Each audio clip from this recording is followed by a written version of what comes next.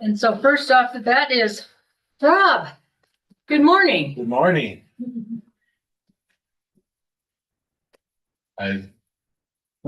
We did cut a little bit in our budget. Our budget, I know you guys been talking about finding fat, but I think our department's more worried about anorexia than that right now. So, but or malnutrition. right. Is it? There you go. We did cut some money in our non-personnel and basically in contracts. And actually, I don't know if we cut it from our department, but I think it is moving over to Anthony's department with the building inspections and things like that. So, but like I say, we couldn't do a lot. We were looking at maybe some things in salary, but that would be later on. So we don't have to go there. So Rob, on the county road fund, can you use that for heavy equipment parts? Or is that no. Matter of fact, I got a warning on the Wasters meeting I was at, because we were wanting to use. We kind of have projects that we do on our roads in places where, you know, a 2 or 3 week project, it's just a certain section.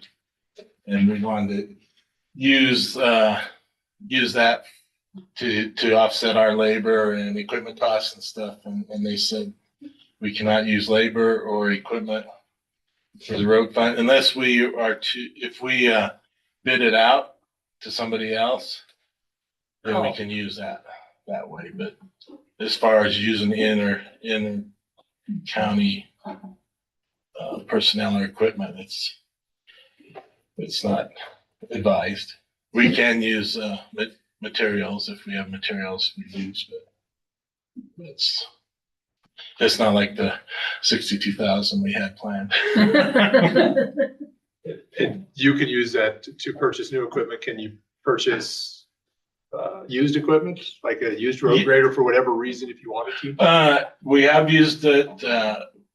Matter of fact, eventually we're looking at getting the used. We have a roller that needs to be replaced, and currently looking at a used one there. You know, so we can use it for used equipment. It's basically going through the proper channels but we can't use the road fund money on that. It's only for raiders. But like the SPET 2010 tax and stuff, we can use for equipment. And then any of the wind tax, do you have limitations on the wind tax, which our department's been very fortunate that we've been able to kind of offset some of our costs with the wind energy impact. We buy a lot of our tires, cutting edges. We have used it in the past for fuel because, you know, the wind energy does, you know, to do work on those roads, it does take fuel. So that's where we use some of that money there at times. So I guess we have purchased equipment also out of the wind energy. So it's been a valuable asset.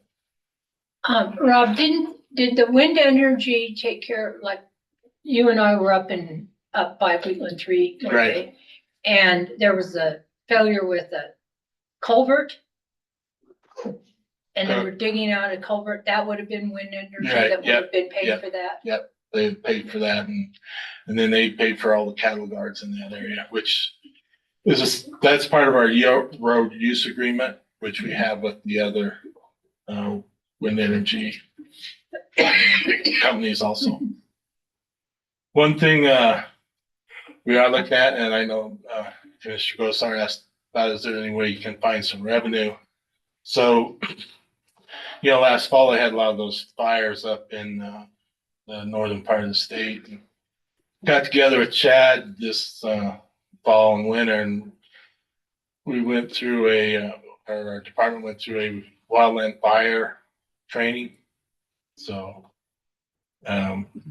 with the help of Chad and Chad will be able to answer some questions when he's up today, but with the help of Chad and BJ and then the foreman Jeremy, it's some real ideas on maybe how to bring some revenue into the county through fire suppression and firefighting. So had 4 guys go to dozer training, and I think that's been pretty valuable. So it's hopefully that in time could be not that we need to be out setting fires, but one of those hors d'oeuvres or whatever, you weren't expecting it, but Right. maybe like the donuts, so you weren't expecting them, but here they are. Well, I think a lot of times, especially when Road and Bridge is out doing things different places, if they've had that training, they can go ahead and take care of a problem right then and there, Right. and not have to wait. And that's why we want to have that training, because some of their up there, basically they use the Road and Bridge, right now to help cut some fire lines and stuff. So we want to make sure our guys had that and stuff. So it is a valuable training, and hopefully it's something that can help if we need it. Well, hopefully we don't have a repeat of what they had up in the northern part of the state. With impact assistance, do you have to keep any logs or any of that? I'm just. We do have and through Amanda and stuff, we do keep track of where that money came from and how it was used. So. Yeah. And the only question is, they told us we could come back and they arbitrarily give you 61% of whatever you ask for, it seems. So they said you could come back if you needed more. So maybe we need. Right now, really, Boswell Springs is the only impact funds that we have. We are getting some now through real time, but they've changed the way they've done that. Boswell Springs was the first one, so they just kind of gave you all the impact money up front. Now I think it's calculated differently. So I guess that leads into my question. If there weren't budget constraints, what would you need to be doing to grow your department, better your department? Definitely our department, and that's something we need to plan in the future. We definitely need to probably have at least 2 to 3 more people. It's just, for example, last night at 4 o'clock, we got a call on Brubaker where culvert was washing out in the road. So those are the things that, trying to keep up with that kind of maintenance. It's like the cattle guard maintenance and stuff. If we had the extra people, we could keep up on that. It wouldn't be so much of a Reactive. Yeah, we can be proactive on that. So Who knew we were gonna get this much rain? yeah. Oh, and I just, And we go back 2017, we had 16 employees, and we're at 13 now, which thank you for the one last year. And we talked with Anissa, kind of talk about this too, but it's been difficult getting employees. Number one, we have kind of some I almost said special needs, but yes. I'm not saying a word. I'm not.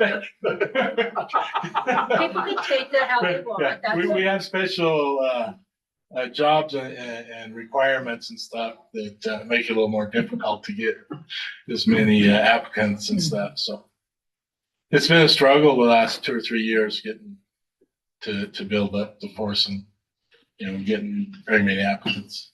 So before the meeting started, Rob pointed out that he's still about $50,000 less than he was for his budget in 2017. So I'd say he's Yep. doing pretty well with what he's got. So Well, and like I said, yeah, that takes a toll after a Right. while. Yeah, and it is just, yeah, it's starting to, the guys are starting to wear out a little bit, and we're all getting older, so. But like I said, the wind energy has helped supplement that, so we've been able to, not have to pull out of the general fund for cutting edges and tires, and as a matter of fact, we had to replace an engine in a truck. We really didn't have enough left in our heavy equipment budget, so we pulled it out of the Boswell. Oh, good. And that was, that truck was actually up, that's up in Rock River, which is part of that Boswell area. So Yeah. And can you take salaries out of the wind impact?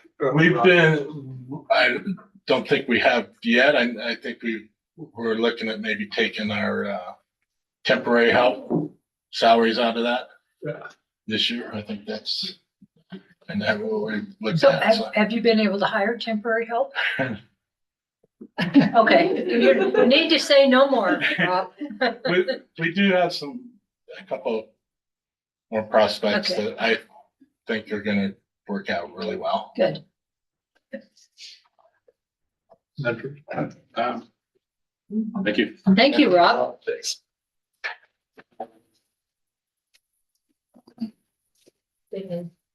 Bailey. Good morning, Bailey. Good morning. Hopefully this goes better than yesterday for me. I struggled yesterday. Jennifer's in the waiting room of Zoom. Oh, okay. It looks like. Why is she? I don't know. And it looked like Kurt was earlier. I don't know. Okay. So, She in now? first I'll go over just my office budget with you all. It is very short and sweet. Basically my office budget just is my salary, Brady's salary, fringe. I have a little bit of office supplies. I have a subscription line because we do subscribe to NGMA, which is a national grant association. And then I do have some travel in there because we have mandatory meetings required by some of our state funders that we do have to travel to. I do also have our grant contract or grant writing contract in there, and that's where I was able to cut this year. You guys approved that, I believe, at the last meeting in May, that contract, and the price for it has gone up. So I'd like to keep it at 25,000. And we can see what happens next year. If I need to cut again next year, I might be able to cut in that same spot. And I just don't know what the landscape's going to look like for grants. They're going to be more competitive because I think there's going to be fewer of them.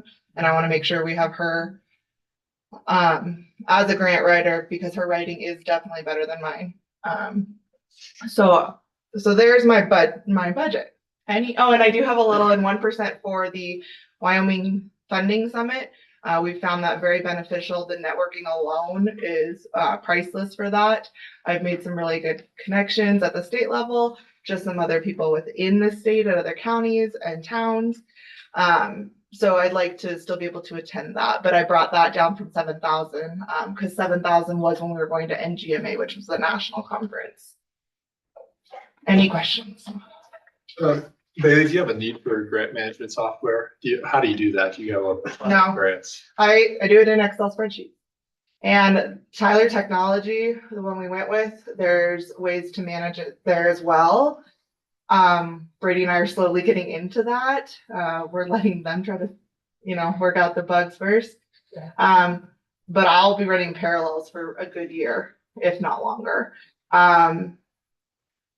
The problem I have with, Tyler, as well as any grant management software, they like to put grants in a box and you can't do that.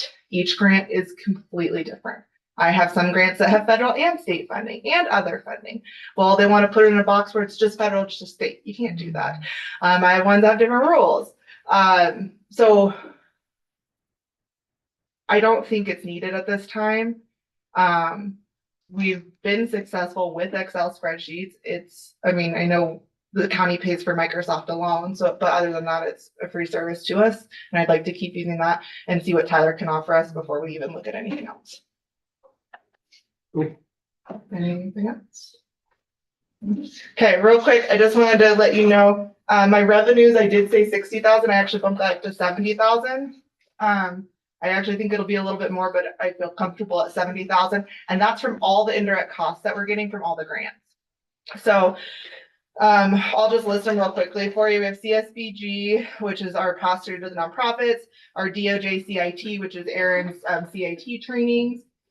We have diversion, juvenile drug court, SAMHSA, which is the adult drug court, the mosquito grant, the prevention grant, our SOR, which is our opioid grant, our TANF CPI, which again is passed through to nonprofits, our WIC grant, and our YSAC OJJDP, which is juvenile diversion. So all of those we collect indirect costs on.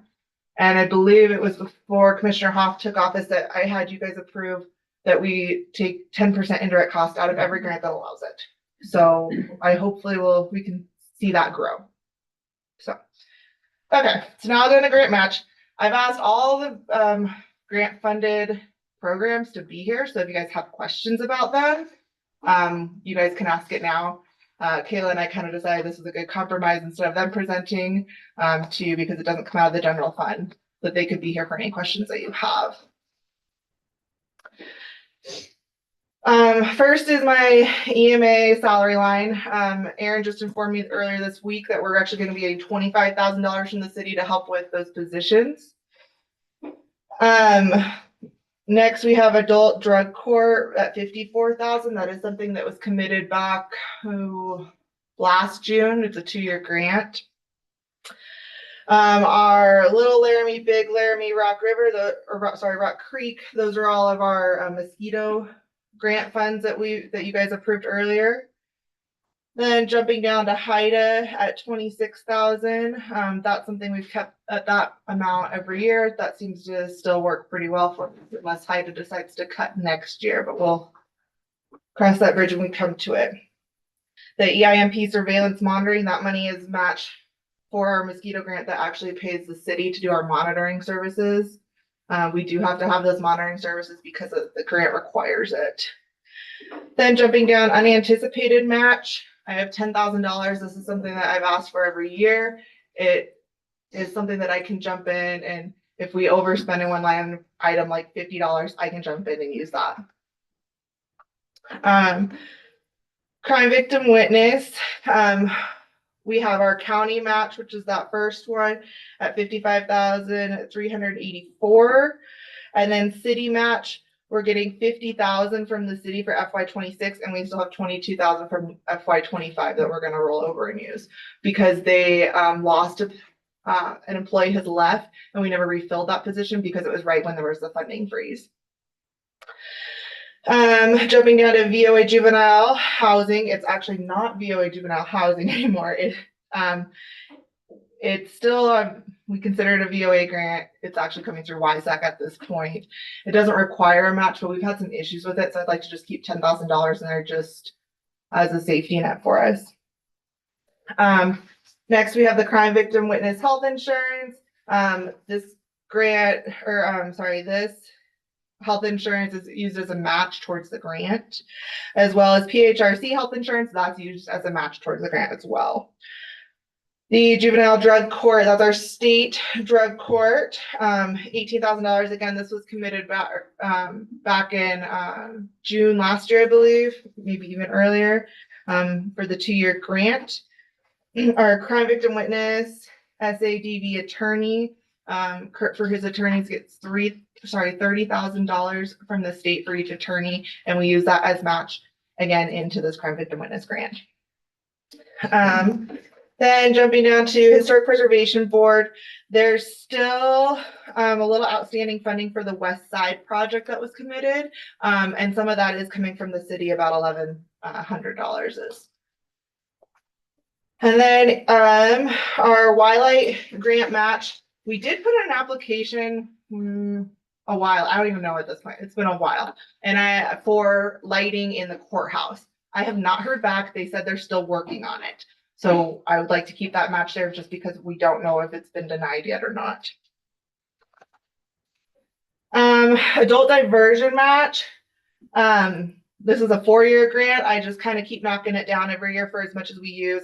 150,000 of that is coming from the city. 150,000 of that came from the county. Our Safe Streets match is $40,000. I'm still waiting for this lovely contract. Everybody assures me it's coming. The city is matching a portion of that. The county's portion is $80,000. Rob and I are splitting it. I believe, Rob, are you taking a SPET or? SPET. SPET. So his is coming out of SPET and then another 40 out of here. SPET 10. SPET 10. So Bailey? yes. So what is the Safe Streets? So the Safe Streets project is a planning grant. We're gonna work with Jake. We're gonna hire a contractor, and we've partnered with the city to do like an audit basically of all the streets in the entire county. The city's portion is bigger than ours, so the city's matching $120,000.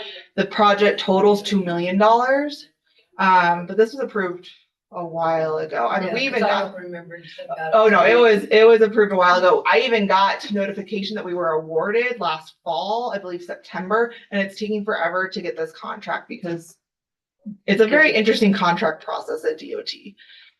So I'm still waiting for that. Okay. But it was something I brought to you before I even applied for it. So what are they doing Safe Streets in the county? We're doing, can I pull up the application so I don't tell you the wrong information, Terry? Well, it doesn't need to Okay. be exact. No, I it's basically the reason we applied for this funding is because we need this plan to apply for almost any other DOT grant. Okay, you need to say no more. Okay. Thank Is this part of the same 2 million, the 750,000 that you applied for a month or two ago? No, that's Okay, a different one. Okay. And that's been delayed. Okay. I actually have to reapply for that. that something was wrong. I have to reapply for that one. It's a disaster. At the federal level, they're still working out kinks. DOJ has not posted a single grant opportunity since they did the freeze in January. So they're all slowly coming out.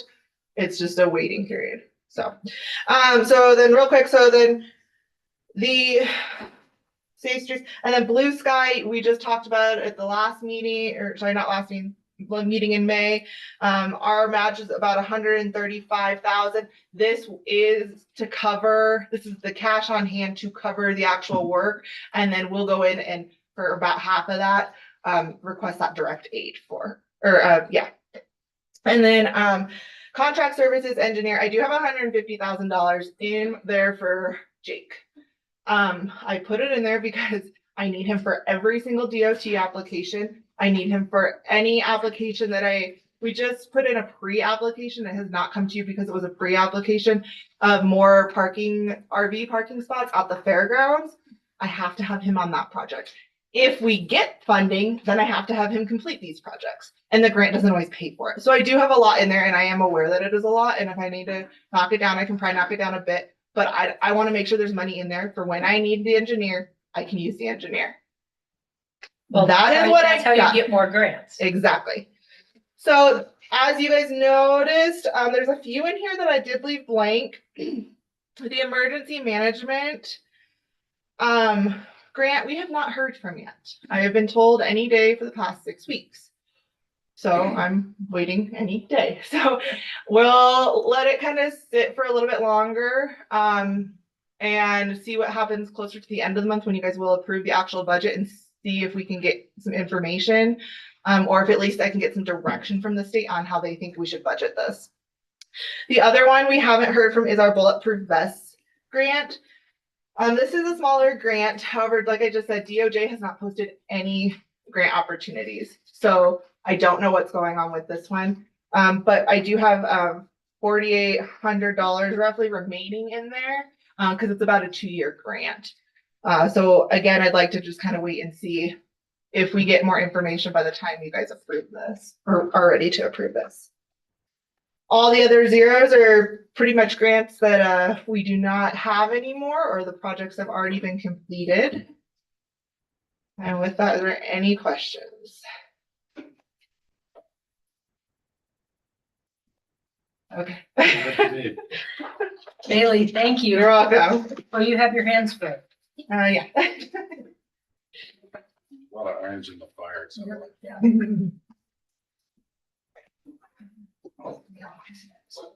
So I guess I go early. That's kind of been the That's theme. been, yes. I was just hoping that I could like kind of get back there. Do you need? No, I'm good. We'll get We've it. been trying to be Yeah, really I- kind. Yes, no, it's totally fine. I'm ready. All right. Well, good morning. Good morning. So is this one mine? Up there now? I don't know. No, it's not yet. Oh, no, okay. not yet. All right, so I was asked to do the 2%, which is about 15,032. And when I last look, I think after you put in the other stuff, so it will, I actually cut 28, just in my math.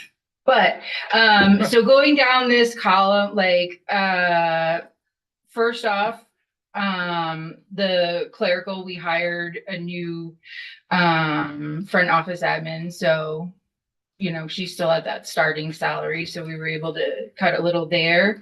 The county share, I did cut some of that off. I had increased that last budget and for the one before that, due to the state making salary increases, trying to make their state employees at 90% in market. So I was able to cut some off of that because I don't see any raises coming anytime soon.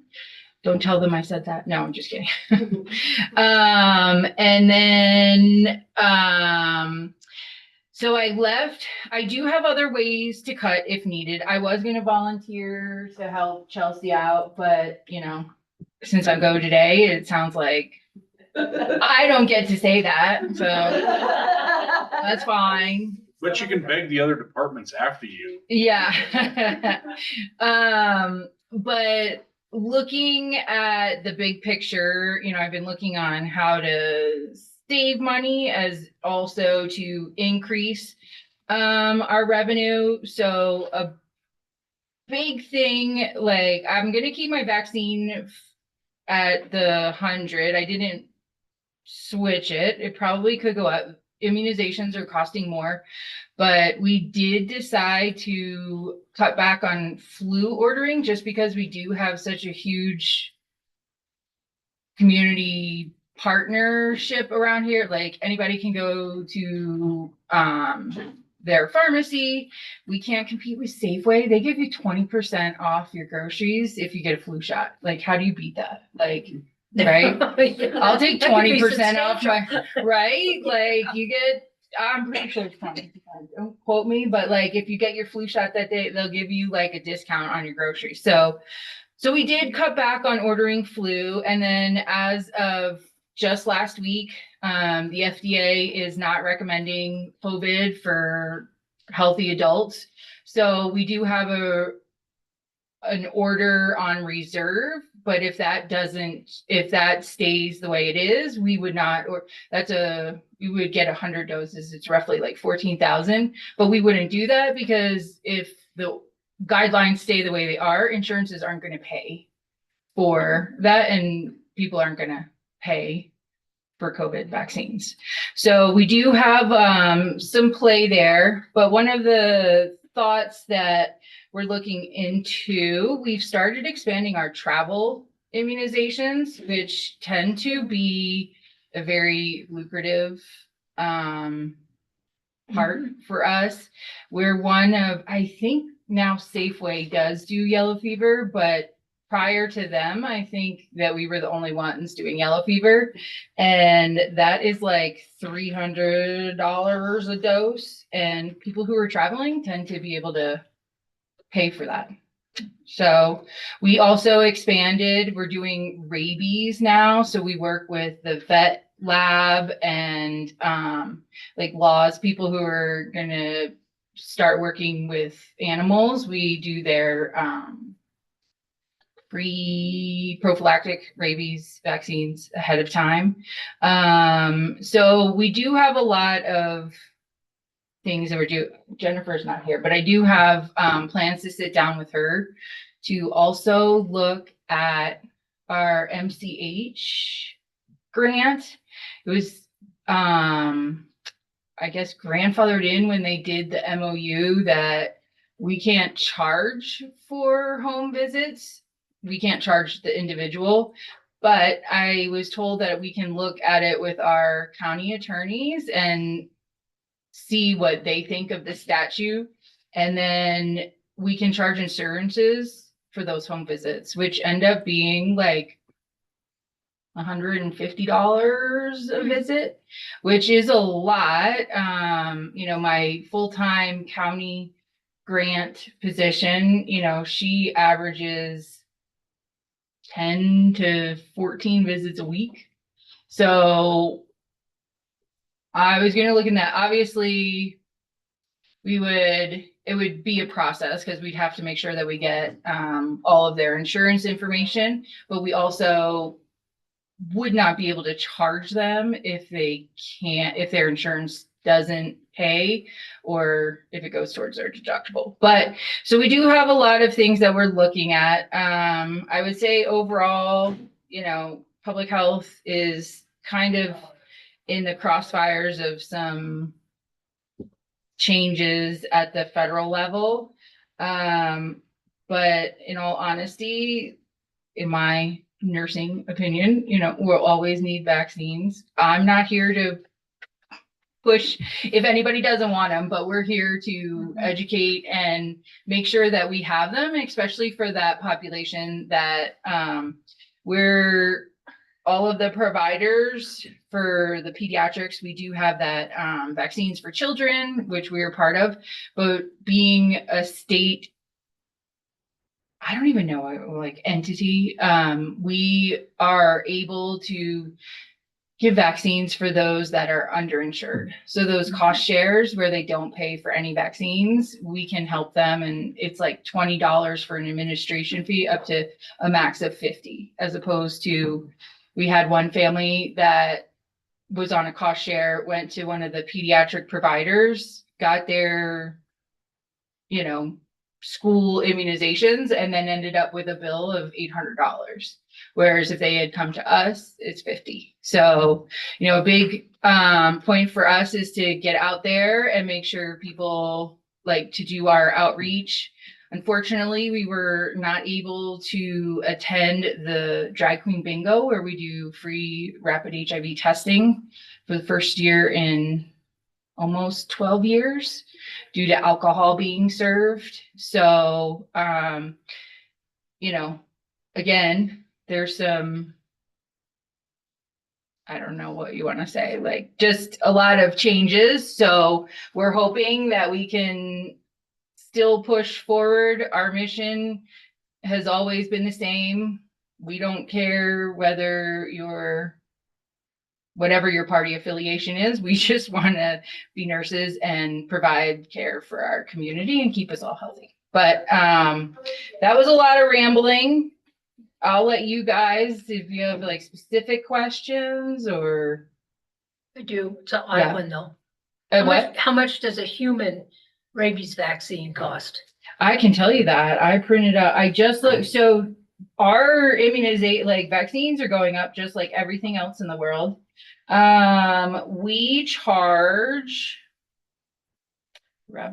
so it's $412 per dose, and that just increased from $393 per dose from February to May. It increased the almost $19.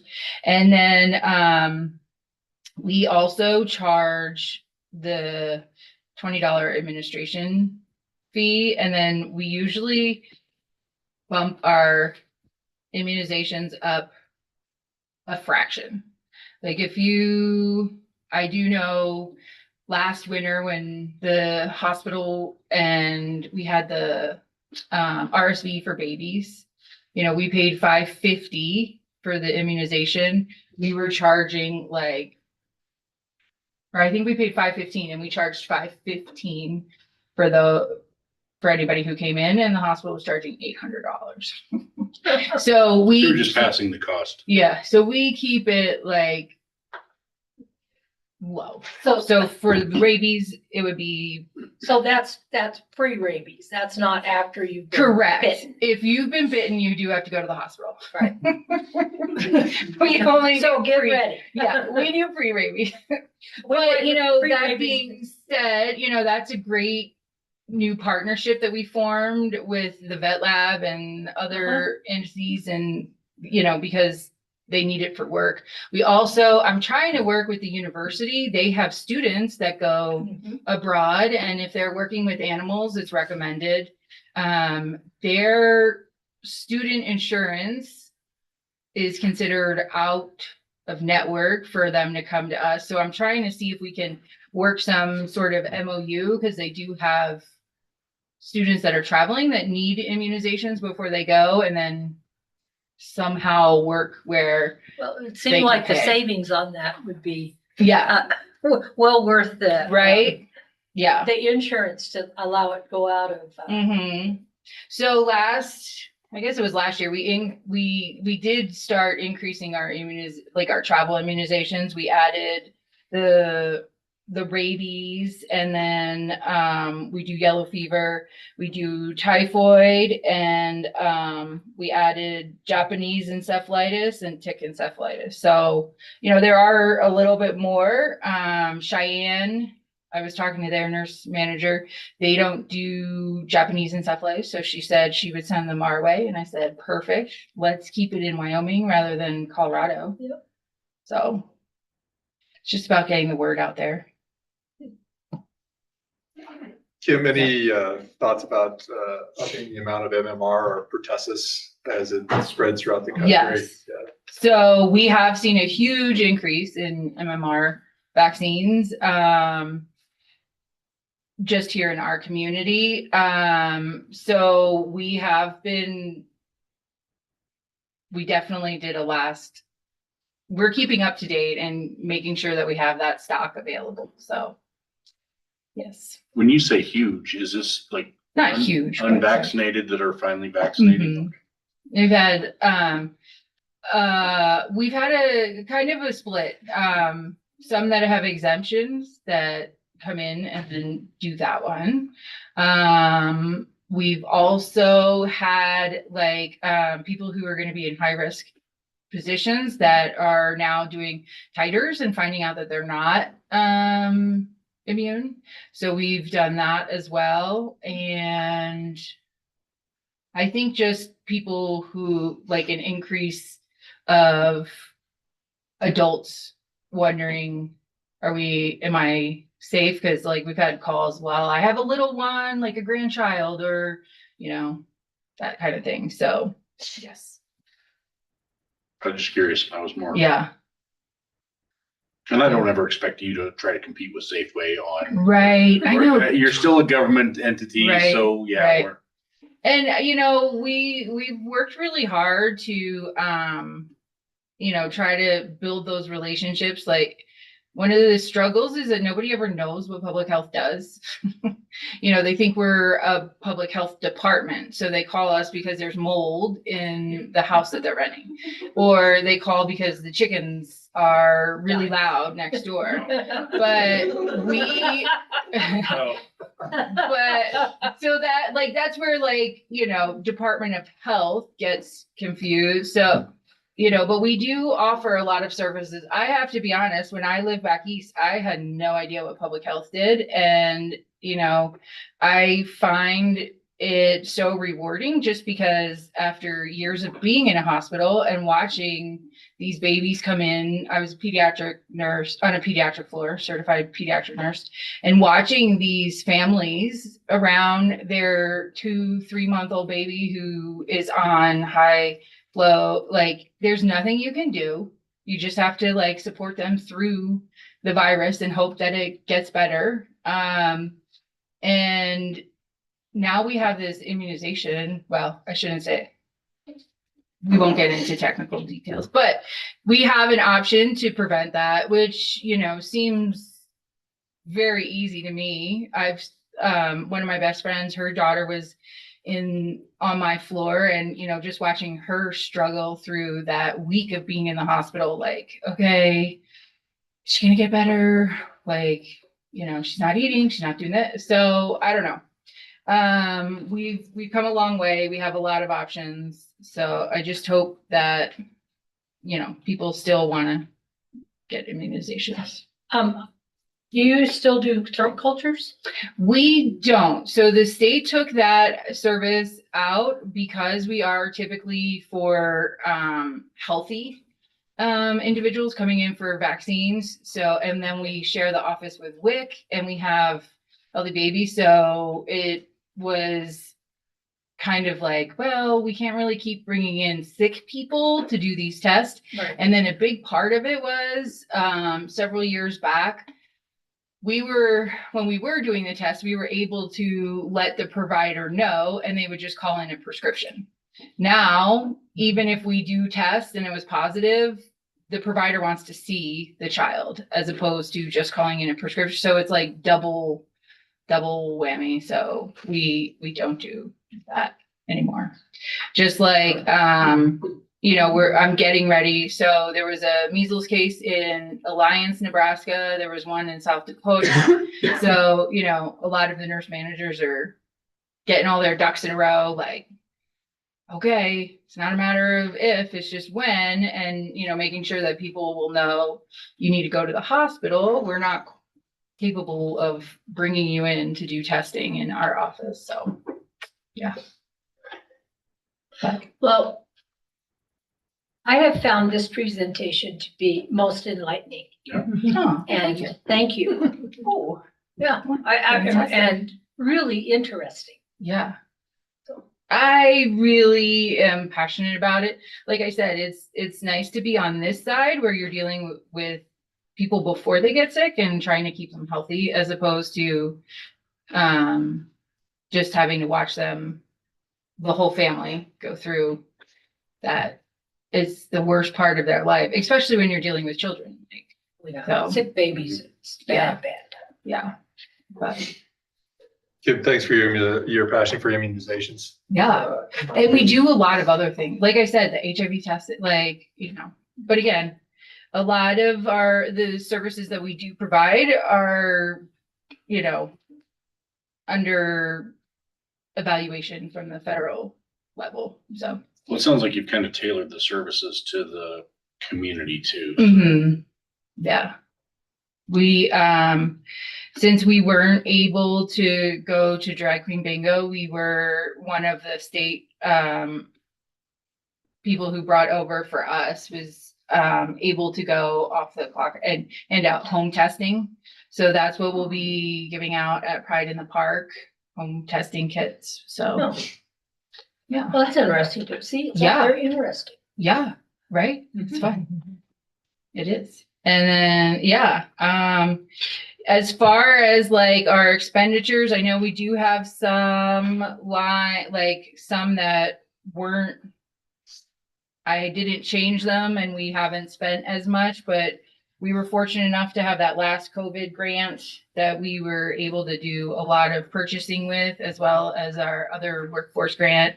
And the COVID grant was very, very helpful. I was hoping to get the shredder for the county, but I got the word like 2 days, like after that the COVID grant was being terminated. But but you know, we got the generator for planning and we got delineators. I still don't know what delineators are, but it's okay. Like candlesticks. Yeah. Candlesticks, yeah. But we got them. Is she talking delineator posts on the side of the road? Yeah. They're to help you drive through. Oh, see, the I didn't know that. I've never heard them called candlesticks. Okay. Multi-purpose. yeah, Yes. multi-purpose. They were great. Yeah. But seriously, it's like The road marker. No, well, It's weighted. The weighted ones, the candlesticks. Come on. We'll talk later. Yeah. I'm trying to think of the And other. I'm with you. So they're weighted, they're about, they can get them different heights. yeah, And they're weighted on the bottom so the wind doesn't blow Oh, over. oh, there's And cars can walk traditionally, there's been a velvet rope and. Yeah, you between can do that, Okay. but Okay. or you can do them out in the pasture, or Yeah. on the road, or in a parking lot, or. I was nowhere near my bowling place on that. but so we were able to do some things for the county, which was my main goal, to make sure that this last round of COVID was used for things that were gonna be helpful, not to bequeath like stuff to the nurse manager. Well, apparently I'm gonna have to work forever because I started late in the state. So I don't make that, what is it, the like rule of, yeah. So I won't make that, but you know, then the next nurse manager won't have to go into the Connex and see like some of the things that we found. You know, and you know, one of the big things that we also did was when I did purchase, you know, I didn't go with the bottom line. Like I bought a little bit higher so it lasts longer. It's quality equipment. So maybe you'll need to set, when there's a rush on yellow fever shots, Mm-hmm. that you can run the delineators down the sidewalk. Yes. There you go. Yes. We hope we Yeah. never Yeah. have. Message board We over have the message, right? We have the message board and, yep. So, yeah. But I'm trying to think. I think that's all I have, unless you guys have any other questions. No, thank you very much. Yeah, absolutely. You've still got about 20 minutes. If you're. Oh, boy. Okay. Can I ask him a question? Yes. Of course. Do you have a brochure that has like those for people that are traveling? Yes. What, because doing passports, that would be a really nice thing to Oh, that's a great my place. God, I love it. So I don't have them with me, but with my COVID grant, I just updated I our assume they were. brochures, but I will make one specifically for travel and we will It would totally. be great to have, because we have people that. That'll be fantastic. That's such a good idea. Especially with. God, I love it. We're traveling with all the. Yeah. Yeah. Exactly. And some, we've had like one gentleman who came in for yellow fever. He works abroad and, you know, he was given like a week's notice, but the way his travel was, there's some airports that if you don't have yellow fever, you can't leave. You get like quarantined and then, you know, you have to get it there. So yeah. Oh, Yeah, that's really, I love it. okay. Thank Thank you you. so much. Yes, absolutely. Now, who wants to follow that? Andrew, do you want to do a plug for your stuff too, or? No, I think I'm good. Okay. I was looking at the grants, so. I noticed how many got off scot-free on that too. Well, you know, prevention, public health, they are definitely hand in hand. All right, we're ready for the library.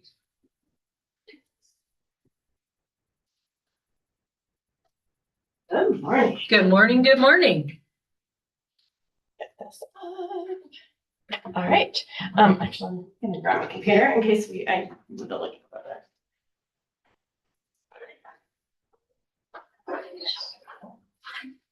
All right, so obviously our funding pattern looks a little bit different than the county departments, and how we do things. So I thought I'll just kind of walk you through kind of our approach. So our overall approach, similar to discussions at the county departments, was to go at this by not touching personnel on our first run, and to find cuts in other places. So if you look at personnel, we literally just moved the same numbers over. We are finally fully staffed, although there's always a little turnover here and there. So that that number stands now for what we need fully staffed. And then we just looked for other places to trim. A lot of that was just our buffer.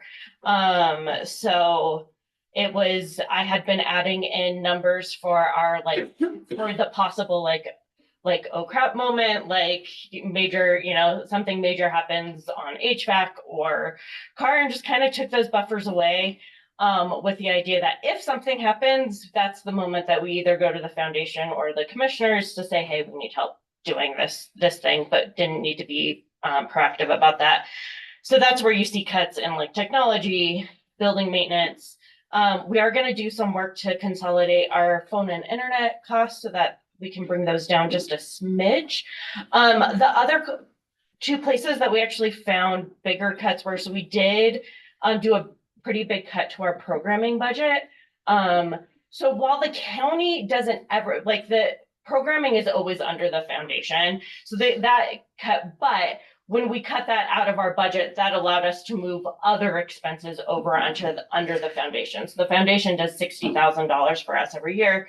So we cut about $5,000 in programming, and we were able to move other expenses under the foundation that hadn't been there, as well as we cut our professional development budget. The other thing that we looked at was at revenue generation. So there's a couple things we are working on. All of these are in the works, and we've talked with the board, but aren't passed yet. All of these will require our board to approve them and 45-day comment, all those things to get fees increased. But the things that we're looking at is increasing our printing costs. So right now we charge 10 cents a page for black and white and 25 cents a page for color. Did some market research. We're definitely in town the cheapest, with room for us to increase cost and still be the cheapest. So looking at that, we're also working on getting a new print management system that allows people to easily e-print, so that we are hoping that we can actually push that out as a service. People will actually be able to like upload a document from home, send it to print, and then just come into the library and pick it up. And so hoping that with all of those services combined, we can push that as a bigger revenue generation. My goal there is my aim is that we zero out, so that we could make as much in printing as we spend in printing, which means the public would be covering all of their costs plus all of our costs, like what we print in-house, and we could just kind of zero out that line. So we're still working on what those amounts will be, but I think particularly with color printing and some of those things we can increase, and some of the poorer other poor counties in Wyoming libraries have done similar things. So I think in Goshen County they now charge like 25 cents for black and white and $1 for color, and that increase didn't change at all the amount of printing that happened in their library. People just took those costs on. So we're looking at that one. Another thing that we're looking at is increasing the cost for ILLs. So people are allowed to check out libraries from other libraries in the state. Right now we ask people, we haven't changed that cost in a really long time. Right now we ask people to pay $2. We used to say that $2 was them covering postage one way. $2 is covering half. I think it costs almost $5 for us to ship a single DVD to another library.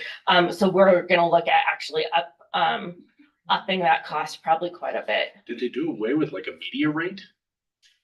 The media, basically, like they have, while it's Raised it. Apparently, yeah. there is a library rate and there is a media rate, but they have now raised them so much that Okay. doesn't make that much of a difference. Can I make a suggestion? Yes. Because we are shipping a whole lot of license plates right now. So we've gone to pirateship.com, and it's on average for one set of plates, $2 cheaper to mail through pirateship.com than the post office. Oh, pardon? Okay. So don't give me post office. No. Okay. So we will look into that and also look into increasing what folks pay for that. It is. Sorry, I'm trying to No, you're find fine. what document. It's under the library. Oh, is it And it's the. different tab? Thank you. And then the final thing that we're looking at for revenue generation, is our meeting rooms. So we are renovating them. They will be nice and shiny and new. And we will work with our board to reestablish what we're gonna charge for rental rates for there. The plan as we have now, but we'll readdress it. The plan is then, there'll be sort of scaled rates depending on, a private entity renting it versus a public entity. There will be certain activities, and those will probably just come under a head of library partnership. There will be certain nonprofit organizations, and certain activities within the community, that per the grant that we got to renovate those rooms will have to be free, that we won't charge. So anything related to workforce development, like education, skill development, and health monitoring, all of those activities will be offered to that space will be offered for free because that's part of our grant. But we'll look at ways that we can charge for other activities that happen in that space.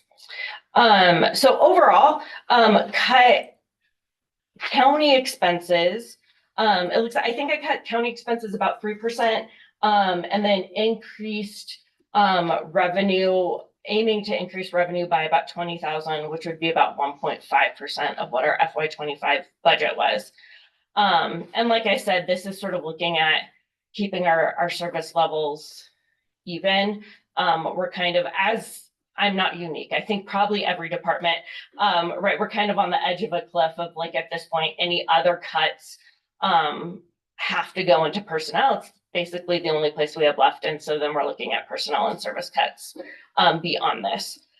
So then, and this is where once we get numbers, and some of this, my 1% asks may change. So that expense budget is sort of what that overall county expense budget is, what we need to maintain our current levels, and absorbing those cuts. The original numbers we had, mill levy went down about 6%. So to preserve personnel, it didn't mean I moved some of our costs that had normally been under mill levy over into 1% asks. But which had us at about 130,000. As we though look at mill levy, to me, it's a zero sum. So if mill levy is $60,000 higher for us than what we had put in that budget, we can just take $60,000 of my 1% asks and move those back over to mill levy. We don't, if that makes sense. I feel like Tracy is really quickly doing math over there. I'm not. Oh, okay.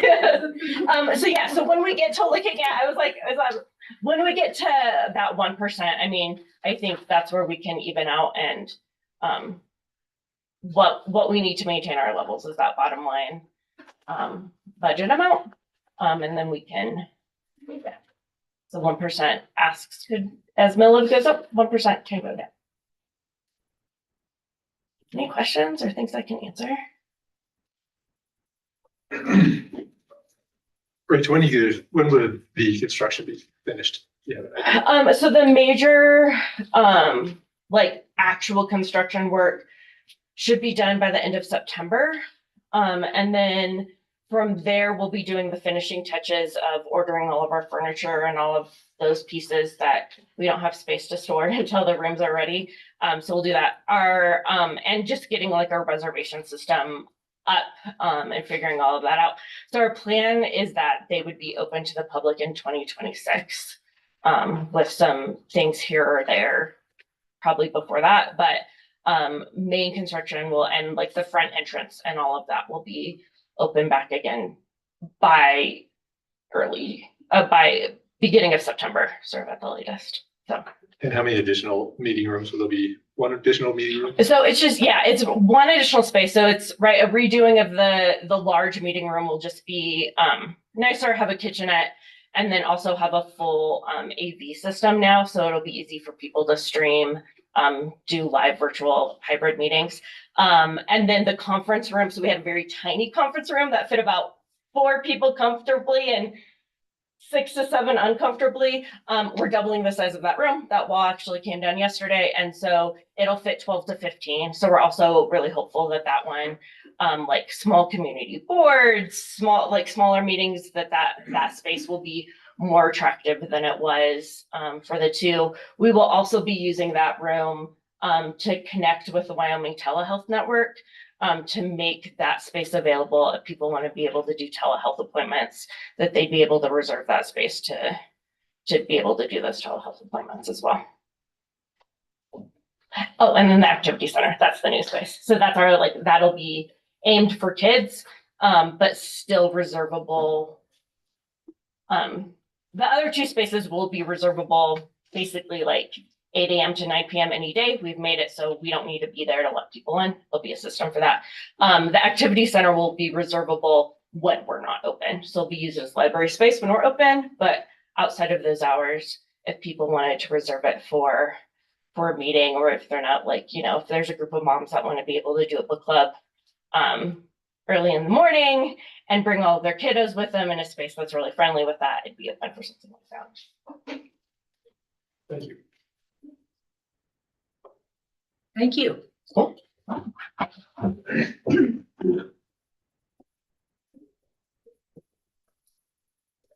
Chad, come on up.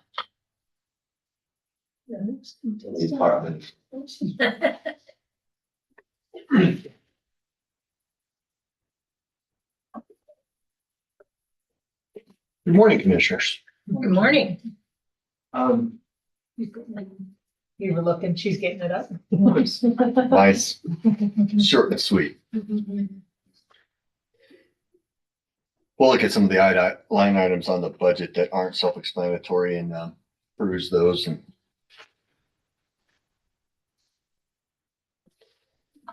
so in the budget this year, many of my budget items are self-explanatory. But a couple of the ones I wanted to touch on are the fees and dues. Those remain constant. What that goes to is there's a couple of things that we help pay for. We contribute to the Wyoming Rural Firefighters Association, so those are included in there. We also help support the Casper Interagency Dispatch Center. They help us dispatch on wildland fires.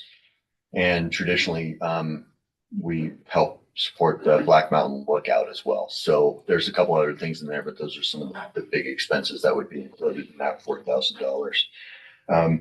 The emergency fire suppression, $10,500. That is the premium that we pay to be part of the emergency fire suppression account with the state. Okay, that is the best way to think about that. And I've discussed it many times, is it's the insurance policy.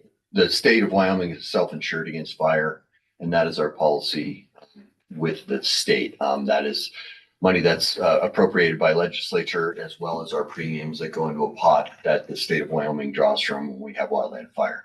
Going into this year, that pot of money is about $30 million, which seems like an outrageous amount of money, but last year we spent about $55 million. We had a crazy, crazy year. So is that what's was left over from last year, or No, was we- that no, recently? We were in the hole. Right, We that's had- what I That thought. account was wiped out. Yeah, That's what I thought, We were but upside but down I a long ways. wanted to ask that, yeah. The governor He had to- made it a priority. Yeah. Yeah, he made it a priority in his budget this year to fully fund wildland fire for the state. And I would, without knowing all the details of the budget session, I think wildland fire made out better than most, if not all. We did very, very well at the budget That's session. good, because one never knows about Yeah, that. and that was, when we have a lot of fire on the landscape, like we did last year, a lot of the northeast part of the state was struggling last year with a lot of fire. So that helps when it comes to budget session. So that was well funded last year, and that worked out, but there is still a premium that we pay annually to be part of that program. The portion that I reduced mine is the fire suppression. I used to have $14,000 in there. That's for stuff that's not compensated by that fire suppression account. Local fires that we have to pay for this, that, or the other. There's some parameters that we have to meet in order to activate that that suppression account. We don't always do that. So those funds are for that, as well as in the past, there's been a floor cost, which the best way to think about it is it's the deductible that we have to pay. Last year that was $8,500 and that would have been included in those funds there. So it's exactly like an insurance policy. So we pay the first 8,500 and then the FSA picks up after that. The $4,000 that we give to each rural zone is just to support fuel and things along those lines for the engines that we have up there. So that's all the excitement with the actual budget. If we look at that, we can see that total's not enough to run rural fire in the state. So the fun part for me is the revenue portion of my budget. We derive revenues from helping out on fires outside of our district. And that's derived because they pay for the use of our equipment when we're off of our own territory. And those budgets essentially become the operating budget for myself and our rural zones.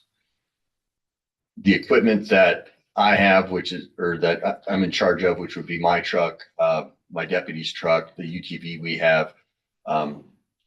BJ and I also have 2 engines and a water tender that we utilize to help fires in other places. And that goes into that part of the budget's kind of hidden in the numbers in that we have what we call a truck account or a truck maintenance account.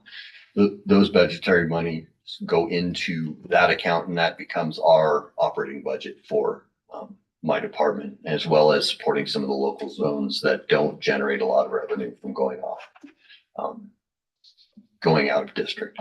So last year we had money comes in and it's floating around, but in the neighborhood of $100,000 in revenue into that truck account for county fire. So This is beyond what you have on the revenue sheet? Yeah, it is. Okay. So that's our truck account that we can utilize for training, all the training. And that's why you'll see that the training, I wipe that off of there and it doesn't look good. It looks like we're not training and that's not true. So that budgetary money is coming out of the truck revenues that we generate from helping our neighbors in other places. So we felt that what we're bringing in there, we can take care of all kinds of training. We do pay for a lot of training for people all over the place. I usually pay for hotels and whatever registration costs and stuff like that, materials that folks need for that. So that's what the account, we also utilize that account to purchase radios and equipment, things like that. The other zones also have a truck maintenance account that if they do go out, we can gather some of that. Laramie, Peak, and Seville helped out on the Pleasant Valley fires over in Wheatland last year and some other fires in the region. So that helped out a lot. On the revenue side, which is kind of, it's the fun thing for me. I really, I enjoy this stuff more than I should. The way that my department is kind of divided up, where BJ and I are a two-headed monster. BJ handles most of the operational stuff. He's the firefighter. I too am a firefighter, but most of my life is in numbers and paperwork and math. I kind of, this is uncustomary, but I wanted to start off by looking at state statute 359402, which is my duties. My job description is in state statute. I think it's fun because it's quick and easy. It says fire wardens and their duly designated representatives or their duly designated representatives shall be responsible for management of fire suppression, fire prevention, and related activities except within incorporated cities, towns, districts, and responsible for coordinating fire suppression and fire prevention activities among all county fire agencies. The budget that we have, that is my statutory responsibility. Regardless of how many funds I have, it's still my job to get that done. So when I came into this office, my focus went towards revenues to make that possible. because firefighting is very expensive. So I spent a lot of time focusing on ways we could generate revenue for county fire. And one of the ways we do that is through sponsoring folks to go out and help on fires all over the country. We sponsor folks not just that live in Albany County, but throughout the state. And we put them as part of our Albany County Wildland Fire Program. They go out and help out in various aspects of fire management, be it finance or plans or logistics or various other operational things, dispatch, fixed wing operations, all sorts of stuff all over the country. In exchange for that, we generate a little administrative fee for going through the trouble of doing that. This year, the administrative fee, we get 5% on all of those jobs that we do. This year, we did a little over, it floats around probably between $3.5 and $4 million of churning that stuff through. And so traditionally we've had it's a 5% administrative fee. I've given 4% back to general fund, this commission, and that's what's represented in the revenue portion of this. It's not as high as I anticipated, even though my figures didn't show that. I anticipated that being in the neighborhood of about $150,000 this year. The reason why it is not is because there's a backlog in billing. In my world, I've often found that by the time I realize that I need help, I've needed help for a while. And so I was behind trying to scramble, and I've finally secured some folks that can help me process the massive amount of documentation we have to do to process this stuff. How that works is they're my volunteer firefighters that do this stuff, and I compensate them for helping me with the administrative stuff on the side. That is not part of the budget. That comes out of that truck fee that I talked about. So I compensate my employees out of that truck fund as well. Related to that, I'm going to ask that we change some of the revenues this last year. Like I said, we get 5% revenue or 5% administrative fee. Traditionally, I had split that up 80-20 with this board, giving 80% to the general fund and keeping 20% for myself. And I'm recommending that this year, I only give you guys 60% and I'll keep 40% because I'm paying my personnel out of that. That being said, I still believe that my revenues in that line item, total dollar figures, net figures will exceed this year's as well. The more help I have, the more I can do and the more revenues I can generate in the end. This has been a goal of mine for county fire to be self-sufficient and to generate enough revenue to cover our budget. And that's the feather in my cap that I've been working on for a couple of years, and we're finally there. So I think moving forward, we will always be able to completely cover our budget with revenues, as well as have the operational stuff we need to do what we need to do. The new and exciting stuff that we're working on is we've included road and bridge in our helping of other folks. And I think Rob touched on that this morning. I wasn't here, but we're including them in some of our stuff, and it's fun. It just works out so many different ways to have trained road and bridge employees that can help us on local wildland fires, as well as generate revenue for their department as well. Last year, in the last couple of years, we've included emergency management. So as emergency management has deployable resources like their vehicles, generators, trailers, and stuff like that, those are resources that we can deploy and essentially bill for the use of when we utilize those on fires too. So some of those revenues we could use to help Kate in some of her operational stuff too. So I'm bringing all my friends to the party, and it is a party. So that's kind of how we've been moving forward with that stuff. Are there any questions on some of that stuff? My fire math is a funny thing, and I spend a lot of time doing it. So it's not inherently simple to look at compared to what else is going on. Mine's on training. So are the other departments, are they taking as much advantage of the training money that's available to them as they could be? I think so. District? No, well, so what we're talking about supporting the rural zones, which is Laramie Peak, Spiel, and Garrett.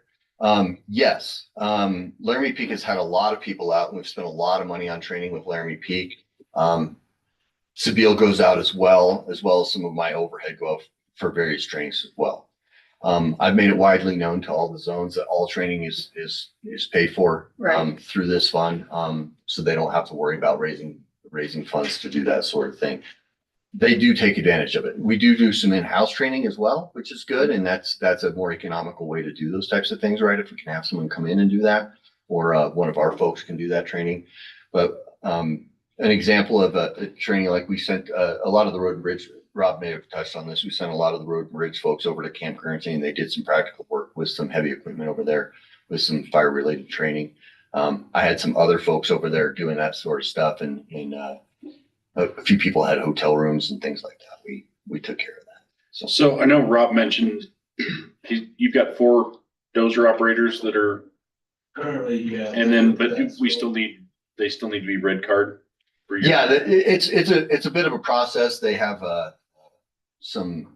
there's a physical requirement for that card, and we just get through some of those details, but we'll have those guys still. Is it still like pack test and all that stuff? Mm-hmm. Yep.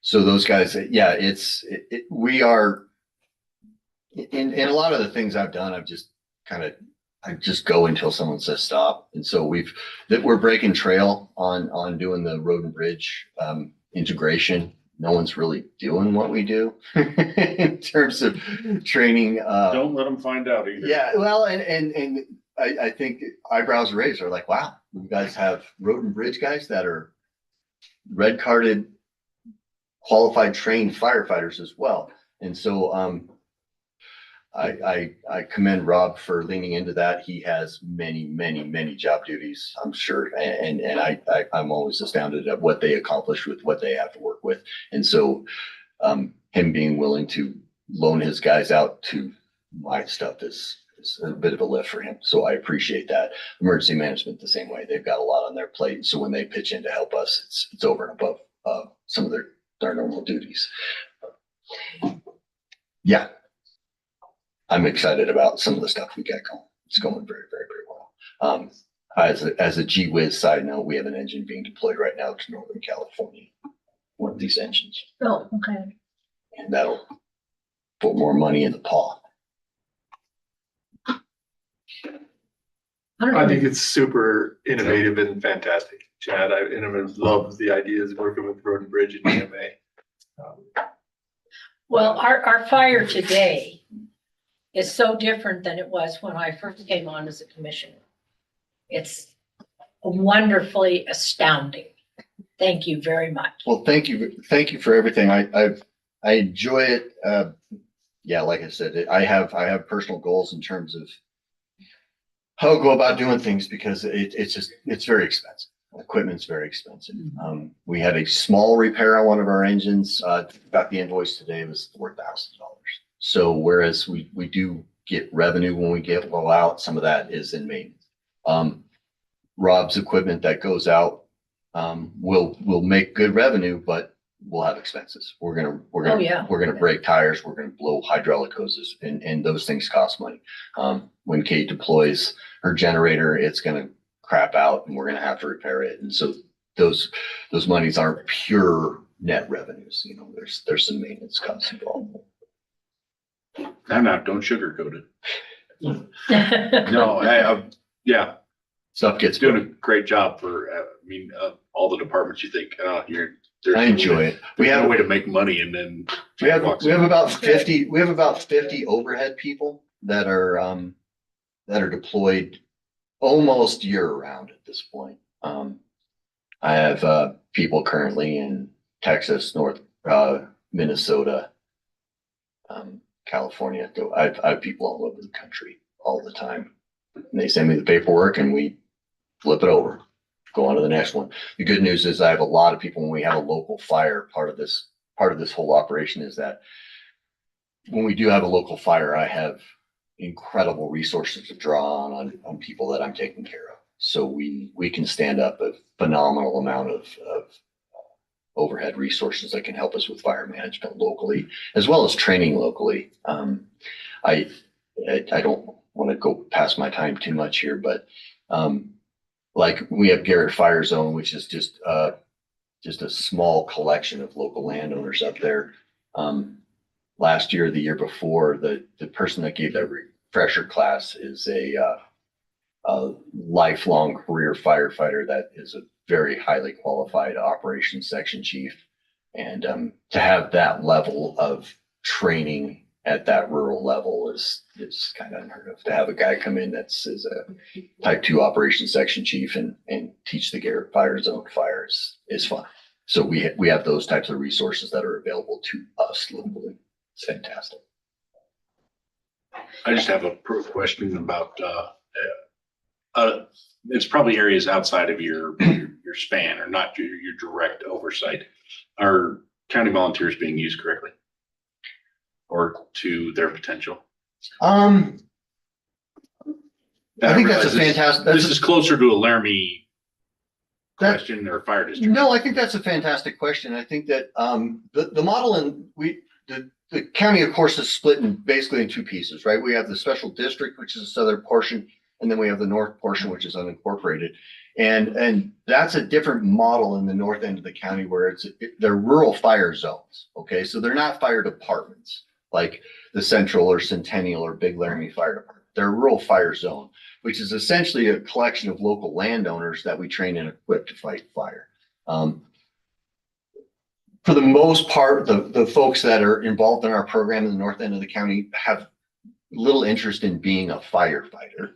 They're a local landowner that want to be trained and equipped to fight fire when they have fire on their property or their neighbor's property. It's a lot closer to home. And so they're operating in that realm where they're protecting the local front, not necessarily running EMS calls and structure calls and wrecks on the interstate and things like that. They have the equipment to put out wildland fire on the properties up there. So it's in that respect, yes. When there's local fire up there, I'm convinced that there's fires that happen in the north end of the county that I never, which sounds odd, but I think that a landowner up there that has one of the county assigned engines on his property, if there's a fire, he gets off the tractor or the swather, he gets on the engine, he puts the fire out, puts the engine away and gets back on the swather. So like it's just part of the day-to-day business. So in that respect, yes, I think that's what their mission set is and they do it fairly. Well, I was in North Albany last year and while I was up there, there was a piece of equipment that hit a rock, sparked, and it was about a 40-acre fire. Those guys are so efficient at jumping in there, getting that fire put out. And it was really cool to not be actually involved in it, but to see how well the whole operation comes together and how efficient and really cool. Well, and that one I did know about. So I knew you would. But the state going back to some of the state funding this year, since COVID, we had the state contracts 2 single engine air tankers. And up until this year, we had 2 of those and 1 state helicopter. Because of the governor's help, this year we have 4 single engine air tankers and 2 helicopters. So the best way to reduce the cost of fire is to stop them sooner than later. And so the focus this year will be on aggressive initial attack and overwhelming force when the bell rings. So we will have aircraft almost always on those fires, hammering them right away, because when they take a long time to put out, they cost a lot of money. The governor and his council recognizes that, as well as the state forester. Well, they did this so quick, I don't think they could have got a plane there. And because that particular incident is one of many that we were able to basically suppress fairly rapidly, there was no cost involved. It was However, we amazing. had the Bear Creek fire last year that went several operational periods. We had all kinds of magic stuff, airplanes and smoke jumpers and everything like that. And that one got expensive. That was $1.4 million to put that little fire out up there. We got that on the first night. It was $0. So that's the focus, to try to do that moving forward. I have a question about the Casper Fire Dispatch. So the county pays to support that operation? Yes. Who actually oversees that? Is that, That's BLM. Okay, I assumed it was BLM. It's interagency, but the BLM manages the actual footprint. And we don't give them much money, but they help us, and they help us out a ton. So essentially, when there's a wildland fire, we go off of the 911 dispatch, the Lark dispatch, and we transfer all of our traffic over to the Casper Dispatch Center. Okay. Because this is their world. When we talk to Laramie Dispatch and say we need a seat, they don't know what that means. When we talk to Casper, they know that's a single engine air tanker, and they have the access to get us those types of The things. resource list is already built. They get us wildland, they get us big toys, airplanes, hotshot crews, smoke jumpers, things like that. Well, I know there was a request or the ask at the fire district's board meeting. What does it take to activate Rob or get a piece of equipment? I'm assuming it's a phone call or somebody on the radio to get a dozer. Typically, right now, that's going to work through BJ or myself. Okay. But they can call dispatch. And I just forgot to ask Rob what he needs to make all that happen. Yeah, Rob's resources are they don't happen. It's not magic, and it doesn't happen instantaneously.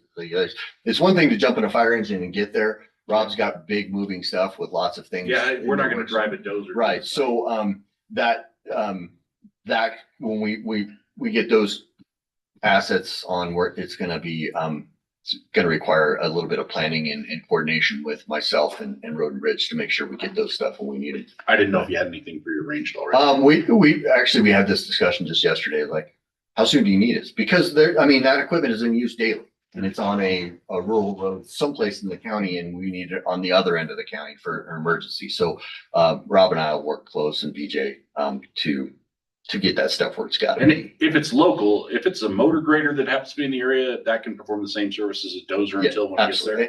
And we'll be utilizing dozers, motor graders, and in some instances, excavators. Rob's got a lot of neat toys, and we want to play with them. So we're and he's done a lot of this pro bono. Sort of over the years, and now we've kind of come up with a mechanism where we can compensate for the use of that stuff. Because, like I said, he's gonna come help us for free and need to replace 2 tires because we tore stuff up. We're using his equipment in something it's not. Not customarily. It's not on a nice county road. It's back in the woods pushing down trees. So harder on equipment for sure. Chad, I had a text that just came in, and this person wanted to know, do we have certified fire equipment mechanic? We do not. The Wyoming State Forestry has mechanics that will utilize a bunch. We can take stuff to Cheyenne and they work on it, or they can work in the field as well. So that's one of our primary go-tos. Those guys are stretched pretty thin with, I can't even guess, probably in excess of 2,000 or 3,000 pieces of equipment in the state. But if we have something break down, we can have those guys come out. We also work with some local vendors that can help us do that sort of stuff. But we don't employ a mechanic. Okay. Back to the rural fire zone, those folks are all ranchers. Mhm. My stuff gets fixed magically. And I get invoices from Napa for parts. And I was like, oh, looks like we replaced the starter. I don't get a bill to replace the starter. I just get a bill for the starter, which is super, super nice. And the folks up there do an amazing job of I'm super happy to pay the bills for 2 batteries because it didn't go to a mechanic. The rancher, the landowner just handled it. They treat those engines, and almost all the engines in the north end of the county are not housed in like a fire station, so to speak. They're on someone's private barn. They're all scattered out, and they treat them as if they're their own implements on their ranch. And so they maintain them, they keep them. I don't really even get a lot of bills for fuel. I think a lot of the fuel in our fire engines come off the overhead tanks that they use for the ranch. And they don't even blink an eye. It's part of their operation, and they use it. I think that sometimes our engines, get used for training, filling up stop tanks and stuff like that, and that's great. Use them, make sure they work right, because when the bell rings, we need them to be Well, it's functional. good to start them once in a while. It is. And so, I've never had any qualms with anything like that. If they gotta go pull a stump out at the ranch and the Type 4 engine is the right tool for the job, great. It runs, it works. They've practiced in it, trained in it, and, we're all good with those types of things. So, Well, I think another thing that I thought that was really cool is that lots of times, if you get up on Laramie Peak and up in that country and you're back on a 2-track road and you drive into this most beautiful meadow and there sits a fire truck full of water waiting to go. yep. And I just think it actually just gives me cold chills when I do that, because I think it is so cool that we have that, Yeah, Ray the Lyon- folks Ray up there have been accustomed to fighting fire forever. A lot of, folks that have had land since the late 1800s up there in the family, and it's part of their day job. And it never ceases to amaze me how quickly they can respond and get stuff done up there. In addition to Rob's equipment, many of those folks have dozers, motor graders, stuff like that, and it just shows up a lot of times. And it's someone's pushing it. It's like, who's that? That's one of the Kennedys on it. Yeah. And those are neat things. Just a quick war story before I conclude. We had a fire in Seville a couple of years ago, and it was just right off in Seville Canyon. We get a lot of fire in that landscape, and it was traveling up the north side there, like it frequently does. And BJ was running the operations, and I said, what's in the behind that? And he said, oh, Palmer Canyon has 7. And I said, Palmer Canyon engine 7? He says, no, Palmer Canyon has 7 engines back there. I was like, oh, okay. So they're ready and waiting. they don't mess around. They get stuff done. Any other questions? Thank you for your time. Chad, thank you very much.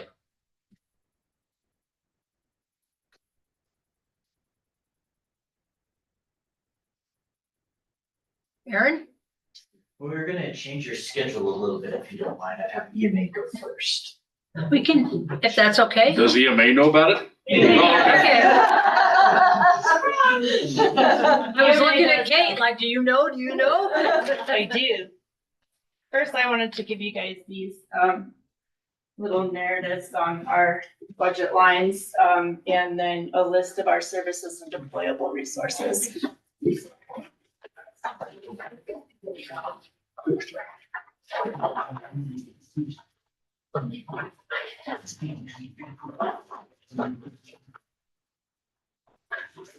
Sorry. Didn't give you a heads up.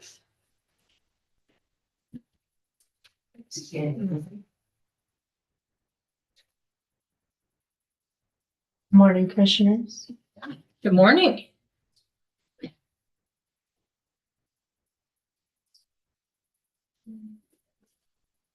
While she's pulling that up, I can give you guys these too. I've had a couple other options for our budget. One for if we don't get our grant funding, and then some other areas we can cut in. Keeping in mind that we could do some combination of all of those if needed, but keeping in mind that if we have bigger cuts next year, that's everything that we can cut. So rather not cut it all this year. Okay. And option 4 is the no reimburse. If we don't get our grant, yeah. So I think our budget is pretty straightforward.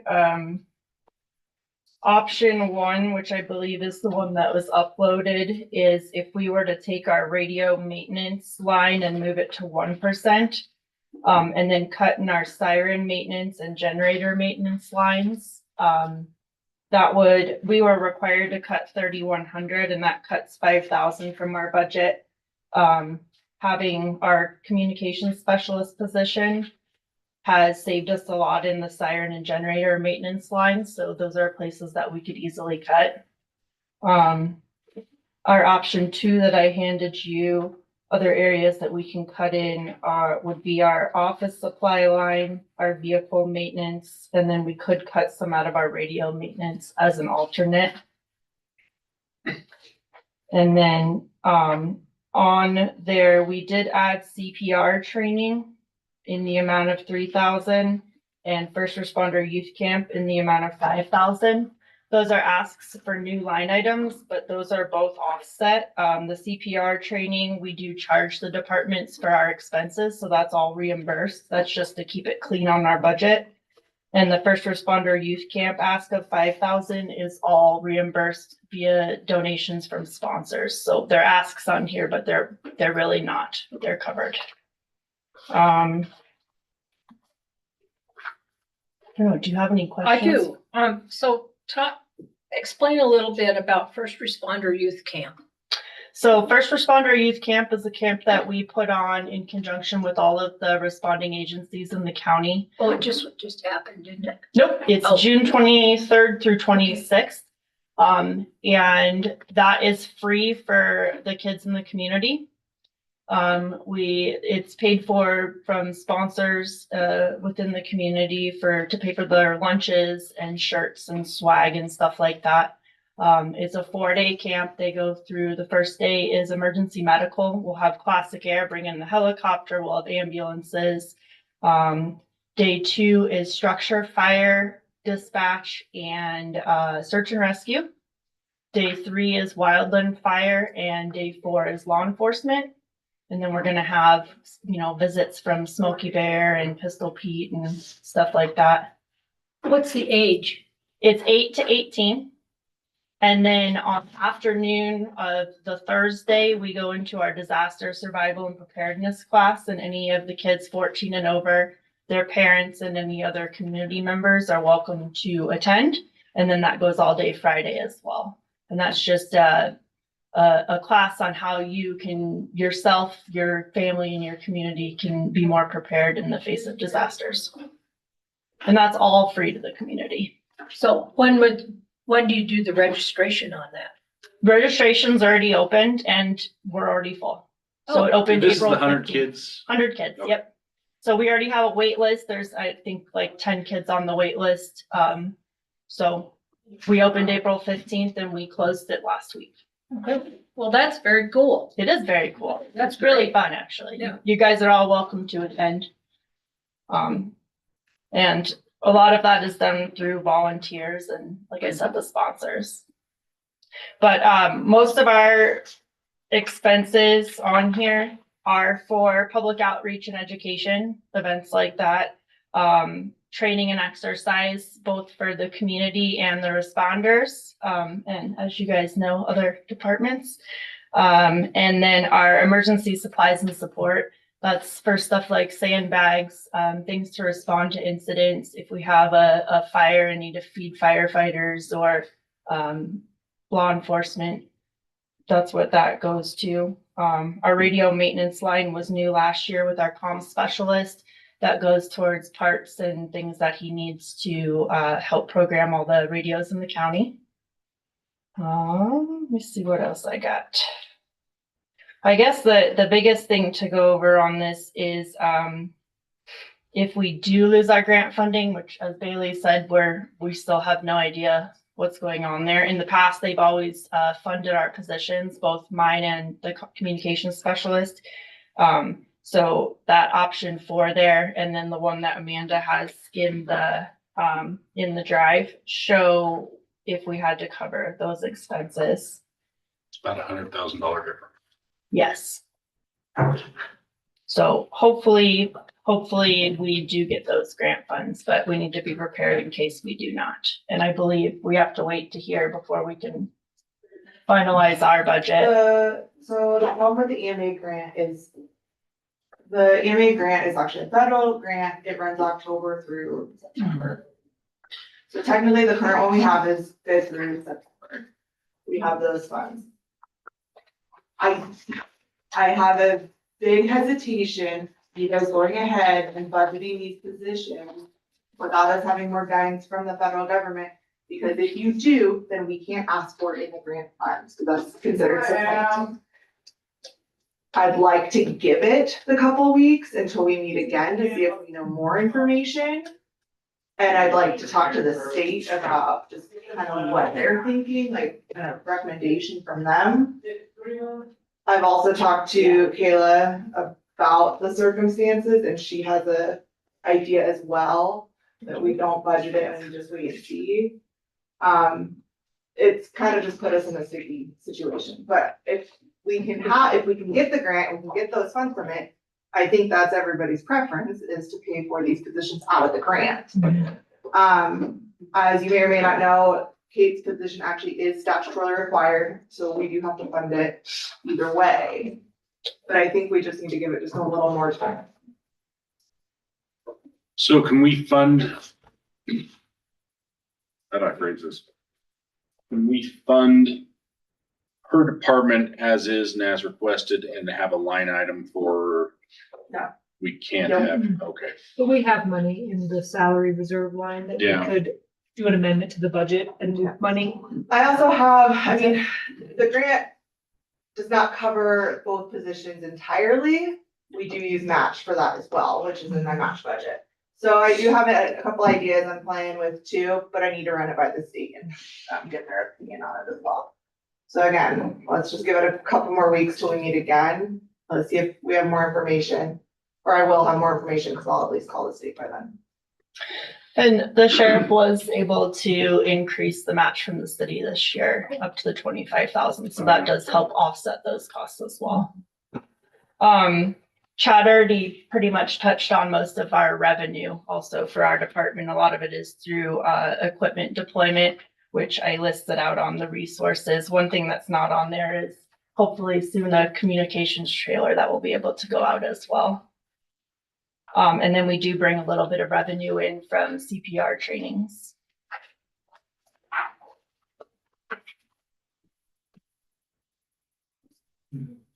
Everything that goes out for Chad stuff has to be a type rated resource, doesn't it? It has to be a specific bill, an item or a line on a federal sheet somewhere. Yes. Just can't, it's not just random stuff. Mhm. Okay. And most of our stuff does fall under that. I mean, obviously not the tables and chairs and I whatnot. kind of but figured it, a lot of stuff was probably purchased with that intention though. Yes. Yep. We have medical tents and heaters and all kinds of things that we can send out on all sorts of incidents. Mosquito suppression. That's not under our department. Sometimes that's an emergency management if you're being attacked. It is an emergency, but I don't deal with that. Because a few years ago when there was a fire, the main complaint from the firefighters were the mosquitoes. And they were really struggling. Apparently they didn't have. Smash though that time. Yeah. Well, maybe if we do get grant funding in the future, we can look at a fogger or something for camp. Do you guys have any other questions that I can go over? Any questions on those? I know you just got those alternate budget options. Well, it sounds like we're. Let me ask you this, just food for thought. If we didn't have a budget problem and you were fully funded, what direction do you see your department needing equipment, space? Currently we're doing pretty good. We did suffer the loss of, Kelsey went to LFD. Having that position refilled would be great, but that's already budgeted. As far as space and budget, we're pretty used to making do with very little in our department. So honestly, we're sitting pretty good. Eventually I would like to be in a county facility, maybe down the road, so I can work more closely with Road and Bridge and Chad and sheriff and everybody that I work with regularly. But for now, we are doing fine as is. Last year was the first year we actually had our own budget. That's been very nice, but we can make cuts where needed, and if it will help another department for us to cut a little bit more than is required by us, we can maintain. So you had said that the possibility, and if I got this right, of being able to cut on the maintenance of the sirens. Mm-hmm. And it seems like, in 17, 18, they were having all kinds of problems with sirens because they hadn't been maintained well enough. Yes. So we've been able to maintain those. We did preventative maintenance on them every year. That is now something that falls under the communications specialist. So that's done in-house. We sent him to Federal Signal to be trained, and he's now certified to go and work on those. So that falls under the salary for the communications specialist. Oh, okay. So we're not bringing somebody else in? Nope. Okay, that's No, great. we were able to cut there and keep that in-house. He's also in charge of generators. We still do have TWE come in and maintain those. But we were able to cut a little bit. If we have any major repairs on the sirens or the generators, I might have to come to you guys and ask for additional funding, but a lot of our budgets, we kind of overestimated just because so much of our stuff is unknown. So I like to leave us wiggle room, but we do have wiggle room to come down a little. Okay, great. Thank you. Absolutely. Any other questions? The Tyler Technologies, do they have an EMA module or anything associated with that? I don't believe so.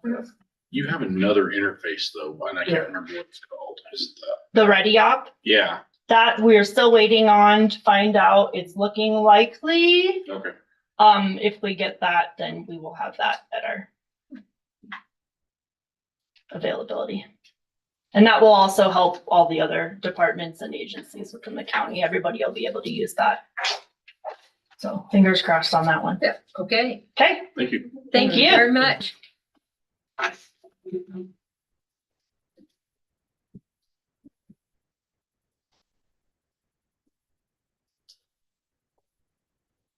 Yeah, the sheriff's. Morning. Good morning. And how are you now? Good. Just one quick thing not attached to budget that I wanted to go over before we got started. You asked a question yesterday. I think somebody from the public asked about crash fatalities, and I had to look them Correct. up on my phone from the state one.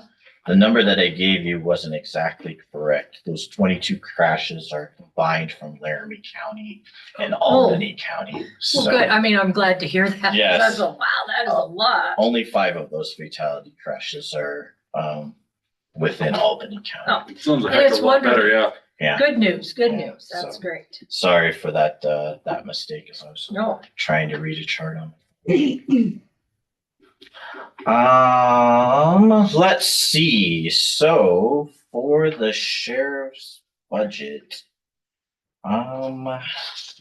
guess we will start with some of the proposed cuts that we put in there. So, as you see from the total breakout, a good portion of our county budget comes in the forms of salaries on there as well. And so in terms of trying to make the cuts that are requested of the sheriff's office, we wanted to take 2 of the positions that we have that we're paying with county money and not fill those positions. So those are at $52,000 a year. And cutting those positions should have a savings of about $104,000 just with the base salary. Forgive me, I didn't do the math in terms of what the extra savings would be for FICA, Medicare, workman's comp, retirement, that type of thing. So, and then the other cut we were looking to make is the 44,000 off of the boarding of prisoners line item there. And that's essentially the food budget that we have to feed inmates at the jail. So those are the cuts that we're proposing this year on there as well. So the cuts to the boarding of prisoners for the jail, that's one of the cuts that that we can make that doesn't necessarily affect services to the rest of the county. It'll be a little bit of a change in how we serve that food and the type of food that we serve at those for the inmates at the jail on there as well. But still be able to provide 3 squares a day on there as well. But that cut basically has us go down to essentially minimum requirements that's needed to provide that food there in the jail. For the most part, everything else is pretty much the same for what we asked for in terms of our operational budget. There are a few additional cuts that we probably could make 1,000 here, 2,000 there on there as well. Like I said, for the most part, we've asked for everything to be basically the same on that operational side. So one of the last portion that was a big change from last year is the jail medical contract. The jail medical has gone out for bid. And so with that bid process, we don't know what the price of jail medical is going to be. And so you've seen that I've asked for an increase to budget that out to $850,000 for the year. And that's really just an estimate to cover all of the bases when those bids come in late July. So, to be honest, I don't know what that cost will be. The detention center medical expense, the additional 20,000, is that just to cover materials or supplies? That is essentially our pharmacy budget. And so there's, it's complicated. Within the current contract that we have, up to 20,000 is already covered by For Health, the medical provider that we have, and anything above and beyond that, then the county covers. We've rarely gone over in the 4 years that we have, and the 2 years we did go over, we only went over by about $1,000 on there.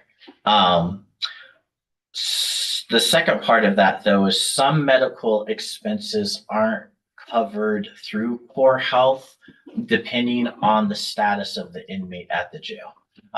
The best example I could give you is split sentence inmates that we have there. All of their costs are covered or at least reimbursed by the Wyoming Department of Corrections. And so we have to cover all of those costs initially. And then we send an invoice to the Wyoming Department of Corrections, and then they reimburse us all of our expenses for that inmate. So that's why there's a $20,000 line item for the detention center medical expenses.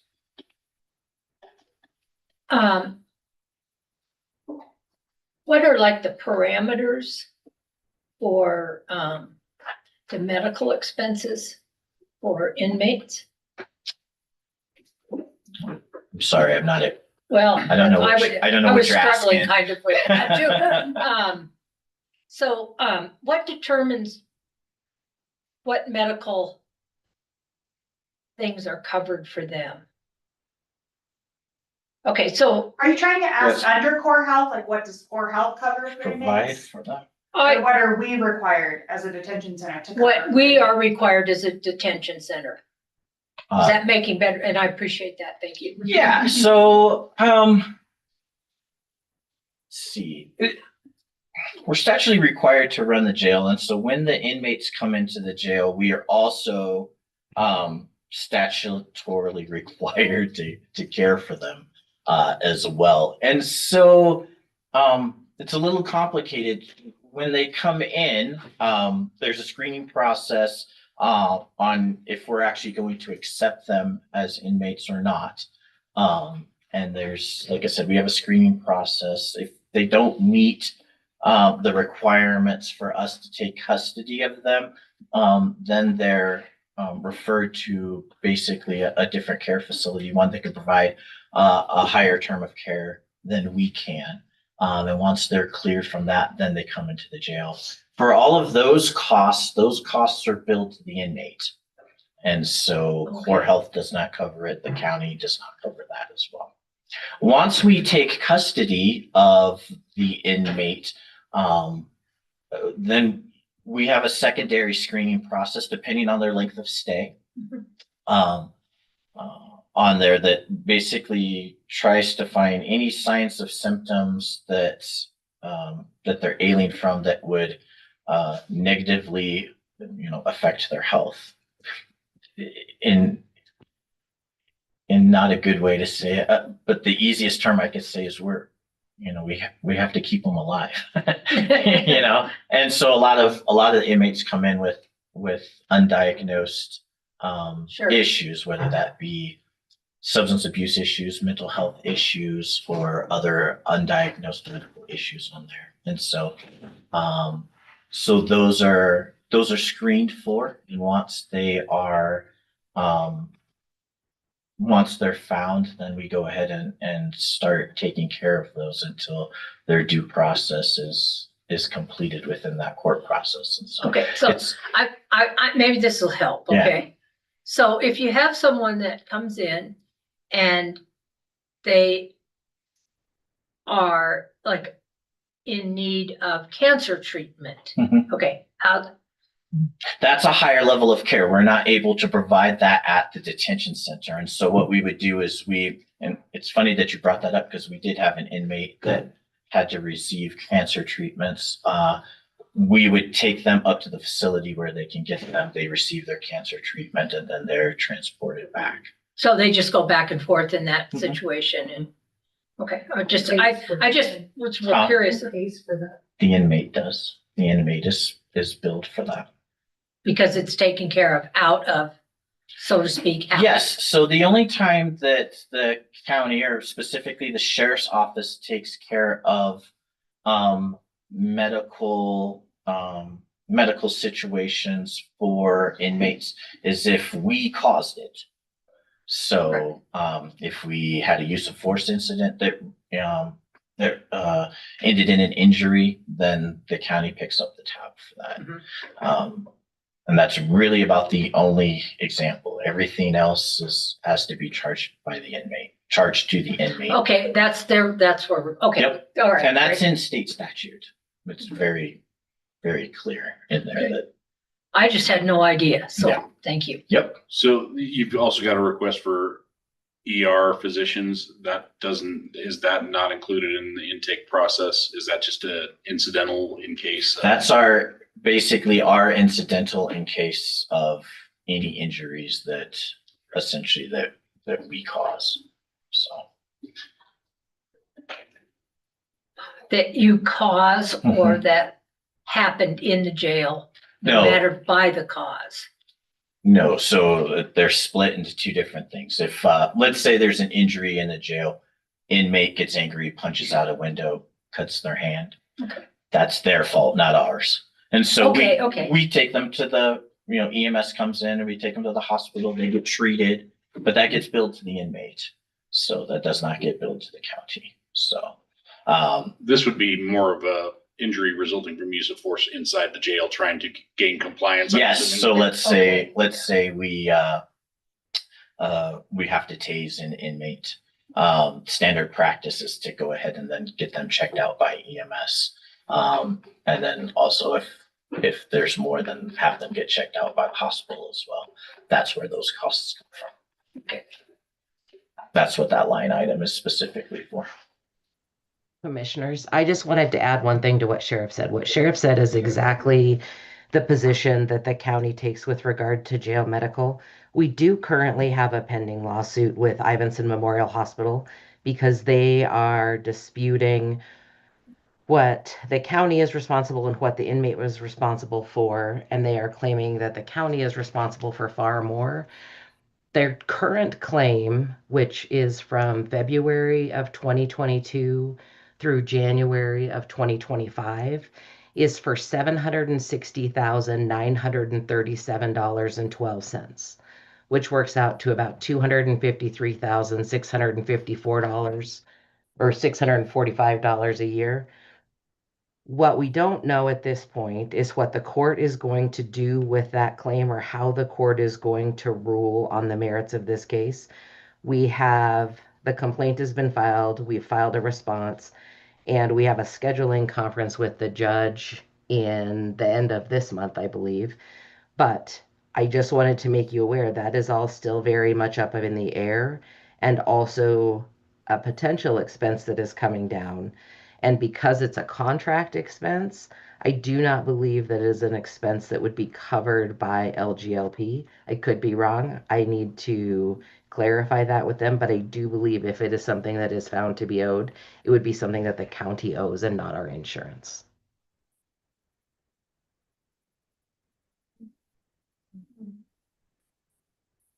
Jennifer, thank you for the good news.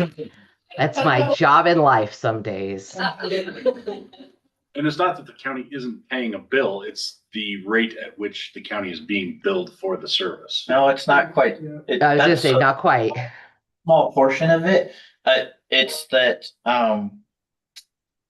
statutorily, like I said, the hospital in this case is required to bill the inmate and then go through every collection process that they can.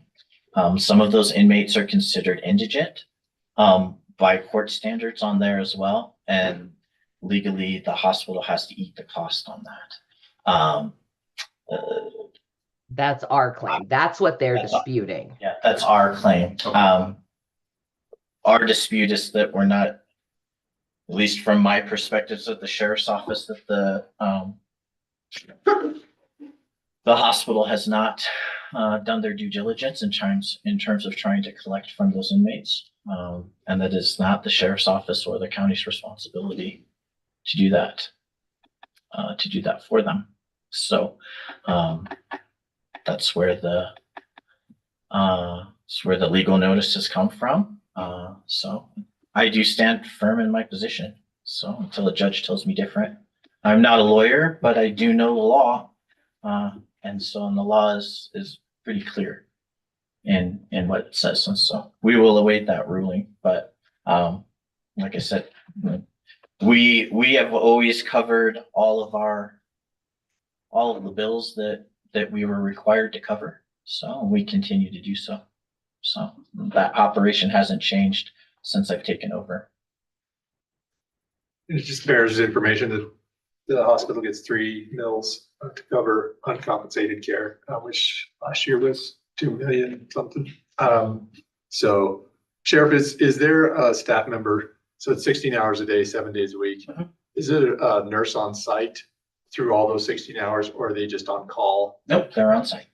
Okay. And then they have rounds twice a day, like 10:30 and 6:30. Is that how that? Yes, and so we do have our med pass rounds twice a day. But they're basically, as the nurses are there, they're either taking scheduled appointments from the inmates that need care, or any type of request or situation that comes up from the inmate that are there as well. So it's the same with the psychological side of it as well. That's included in our contract as well. And so those are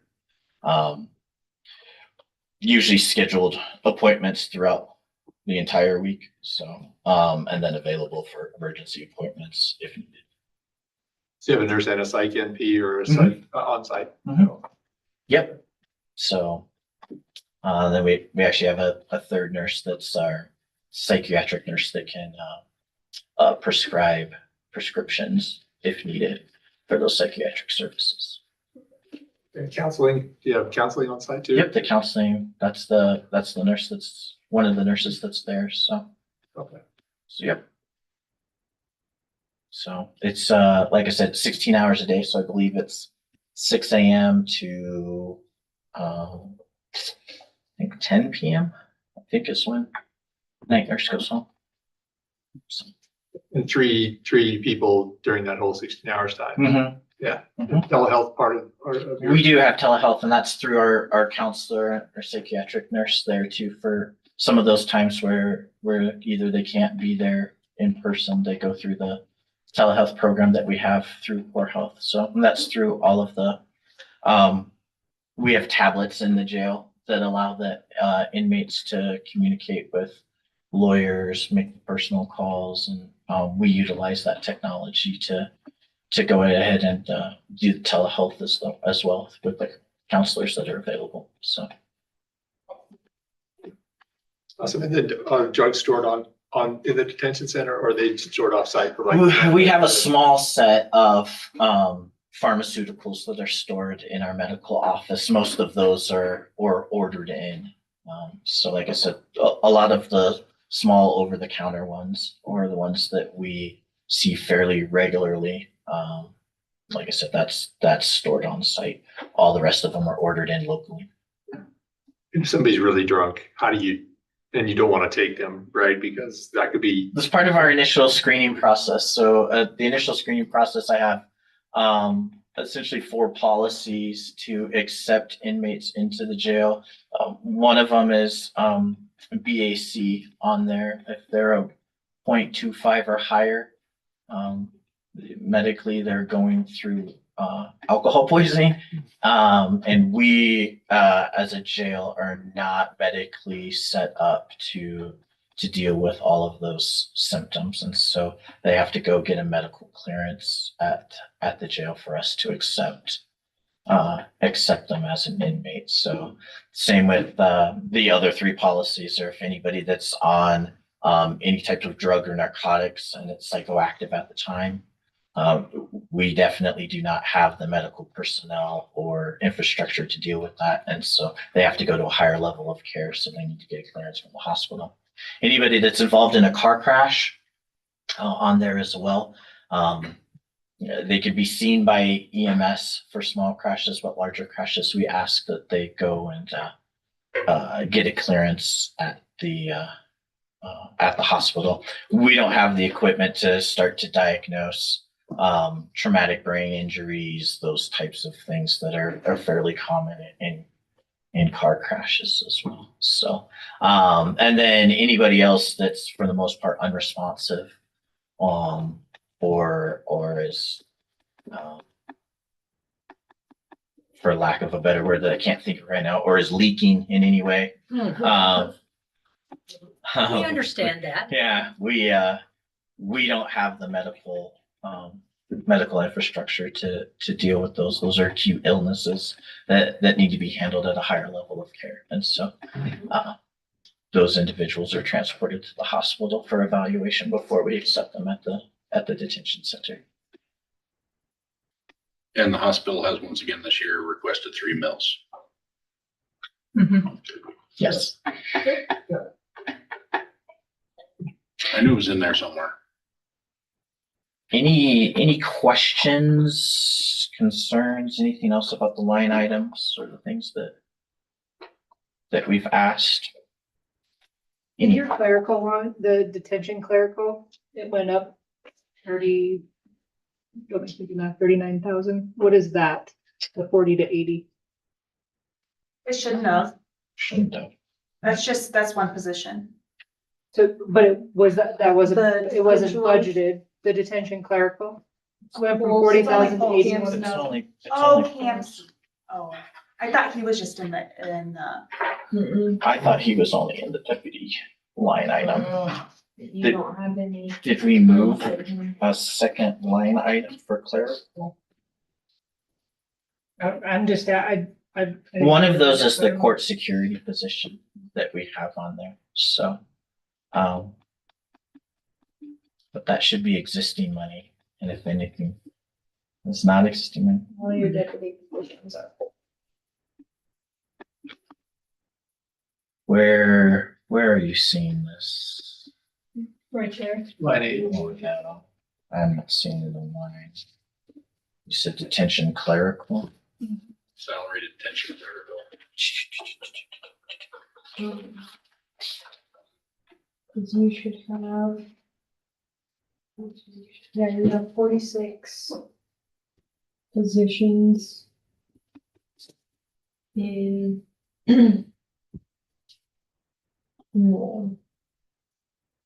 Between your under sheriff and your deputies. Okay, And he's not included in those. He is not included in those. Okay. We took a deputy that we had already budgeted in there and changed him to a non-sworn court security position in there as well. So this looks like a little bit of a clerical error on our end because we thought that that was still budgeted through our deputy salaries. That's what So you're we had pulling them a, under. you're pulling a non-sworn out of a different. We changed a sworn to a non-sworn. But it looks like it was pulled out of the deputy salaries.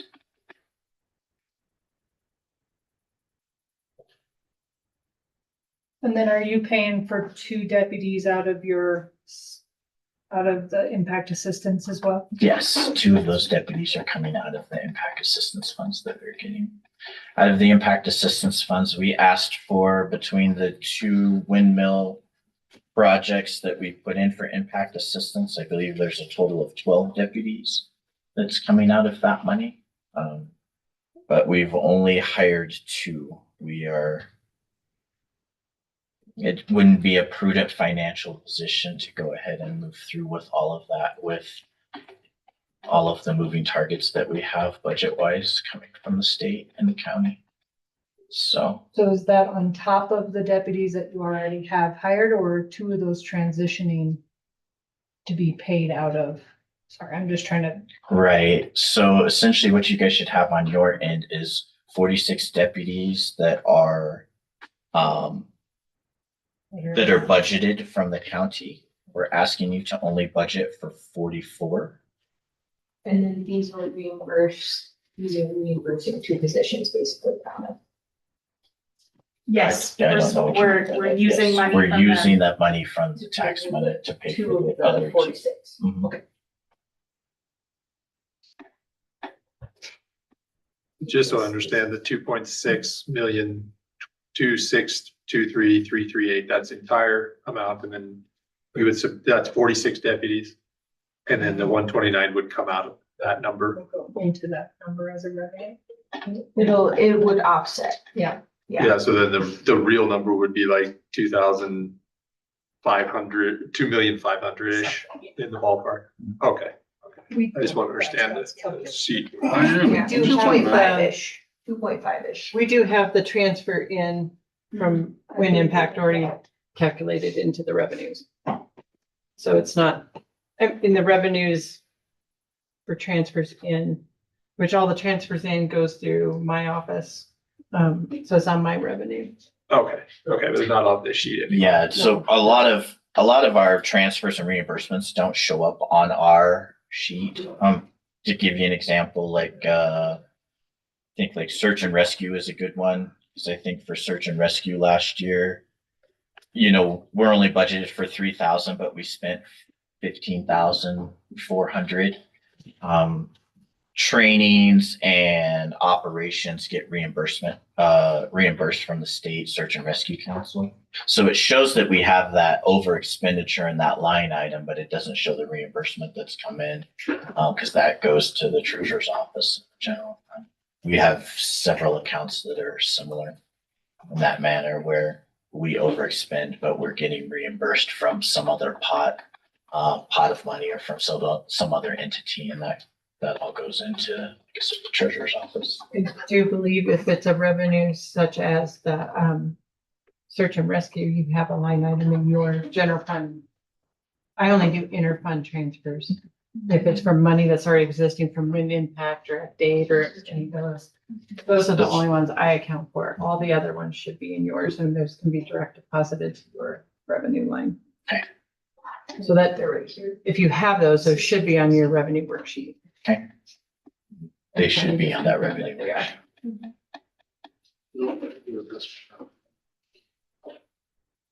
Like I said, it doesn't come in and offset the expenditures worksheet. It's on it. Okay. It's documented on a separate worksheet. Yeah, we got it up. Thank you. If you were private industry, it'd be on profit and loss, and you would see the offset. Right. So what you did on this budget is or I guess for 24, 25, you just combined all the deputy salaries. We've been that way It's for been the that way. last couple of years. It just has to be broken down for, I think, Amanda's budgeting. Yeah, I have to purposes. report detention and patrol separately, but he budgets them as a group, Okay. which is fine. I just, the expenses will show separate just for my reporting. Cause they can interchange, so like Yeah, a, they a can de- a flip detention flop. deputy can become a patrol deputy and vice versa. You're not doing that though, are you? You don't have them cross certified All of our patrol deputies are cross-certified. for detention, but not your detention deputies for patrol. I have a few that are cross-certified on, that are in the detention center that can But that also. has to be reported that way then, or it just as a job function, that's why the Just reporting where they're requirement? being paid at like the Whenever, time. yeah. Okay, That gets reported internally on where they get paid. The certification is with the state. okay. So. It's complicated. I know, I'm sorry.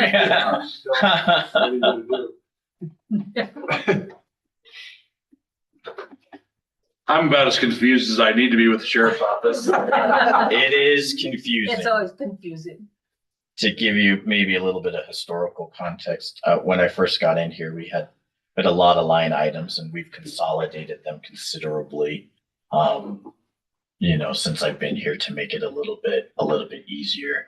The revenue side is still confusing. But in general, just to give you general terms, I guess a lot of our, a lot of the equipment and stuff that we purchase, a good portion of that comes from grant funds. We have a special duty overtime on there as well. So a lot of the kind of That'll be like special, forest patrol, stuff like that. special duty patrol, yeah, that gets reimbursed from other pots of money. The United States Forest Service traditionally does. We're still waiting to see if they're gonna get us this year. NHTSA, YDOT, University of Wyoming Athletics. What's NHTSA? It's the National Highway Traffic and Safety Administration. So all of our high visibility Right, patrols, okay. that comes from the feds and it's passed through the state as well. I'm trying to think of other things. Search and rescue is reimbursed from the state for most of the costs that we have on our operations, and then any of the training that we have for search and rescue, as long as we open it up to the state. So a lot of that gets reimbursed as well. So trying to think of other revenue. Drug court overtime. Drug court overtime. Like I said, we pay that up front, and then the drug court reimburses us as well. So like I said, we have a lot of different entities that we partner with a lot of different pots of money that's coming in. So one of the revenue increases that we'll have moving forward come July is the MOU agreement that we have with the city of Laramie in terms of housing inmates at the jail. So that's going to be going up from kind of a tiered rate is what we've had the last 4 years to a flat rate. And the tiered rate was anywhere between $35 to $75 a day. We already have an initial agreement to where that's going to go to a flat rate of $100 a day. That'll help increase revenue and cover some of the costs that we have at the jail as well. The city accounts for almost 60% of the inmates that come into the jail. So on there. So Did you get a chance to calculate what that increase would look like in your revenue? no, I did not. We're currently doing that right now. Anecdotally, that's probably going to be about a 15% increase. We're still running the historical data on approximately how many inmates that we get from the city over the last 3 or 4 years. If you do it by 1 year, I can get you a number, but I don't know it'll be accurate. So, and it is just an estimation because it really just depends on arrests from year to year. So it is somewhat of a guaranteed pool of money. We know that You just don't know how much. we just don't know how much. So And then Sheriff, with $100,000 to feed inmates, just coming from a food is medicine background, I'm hopeful that's not, we're gonna give them bad food. no, we're not going to give them bad food. Essentially, what we're changing is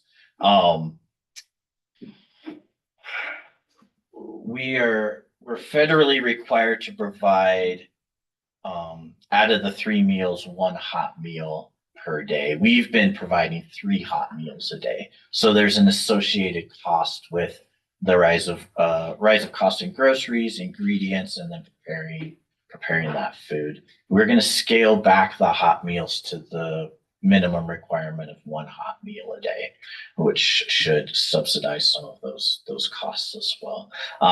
And then a lot of the food that we're buying, like I said, we're taking just a little bit different approach with it, as well as trying to be as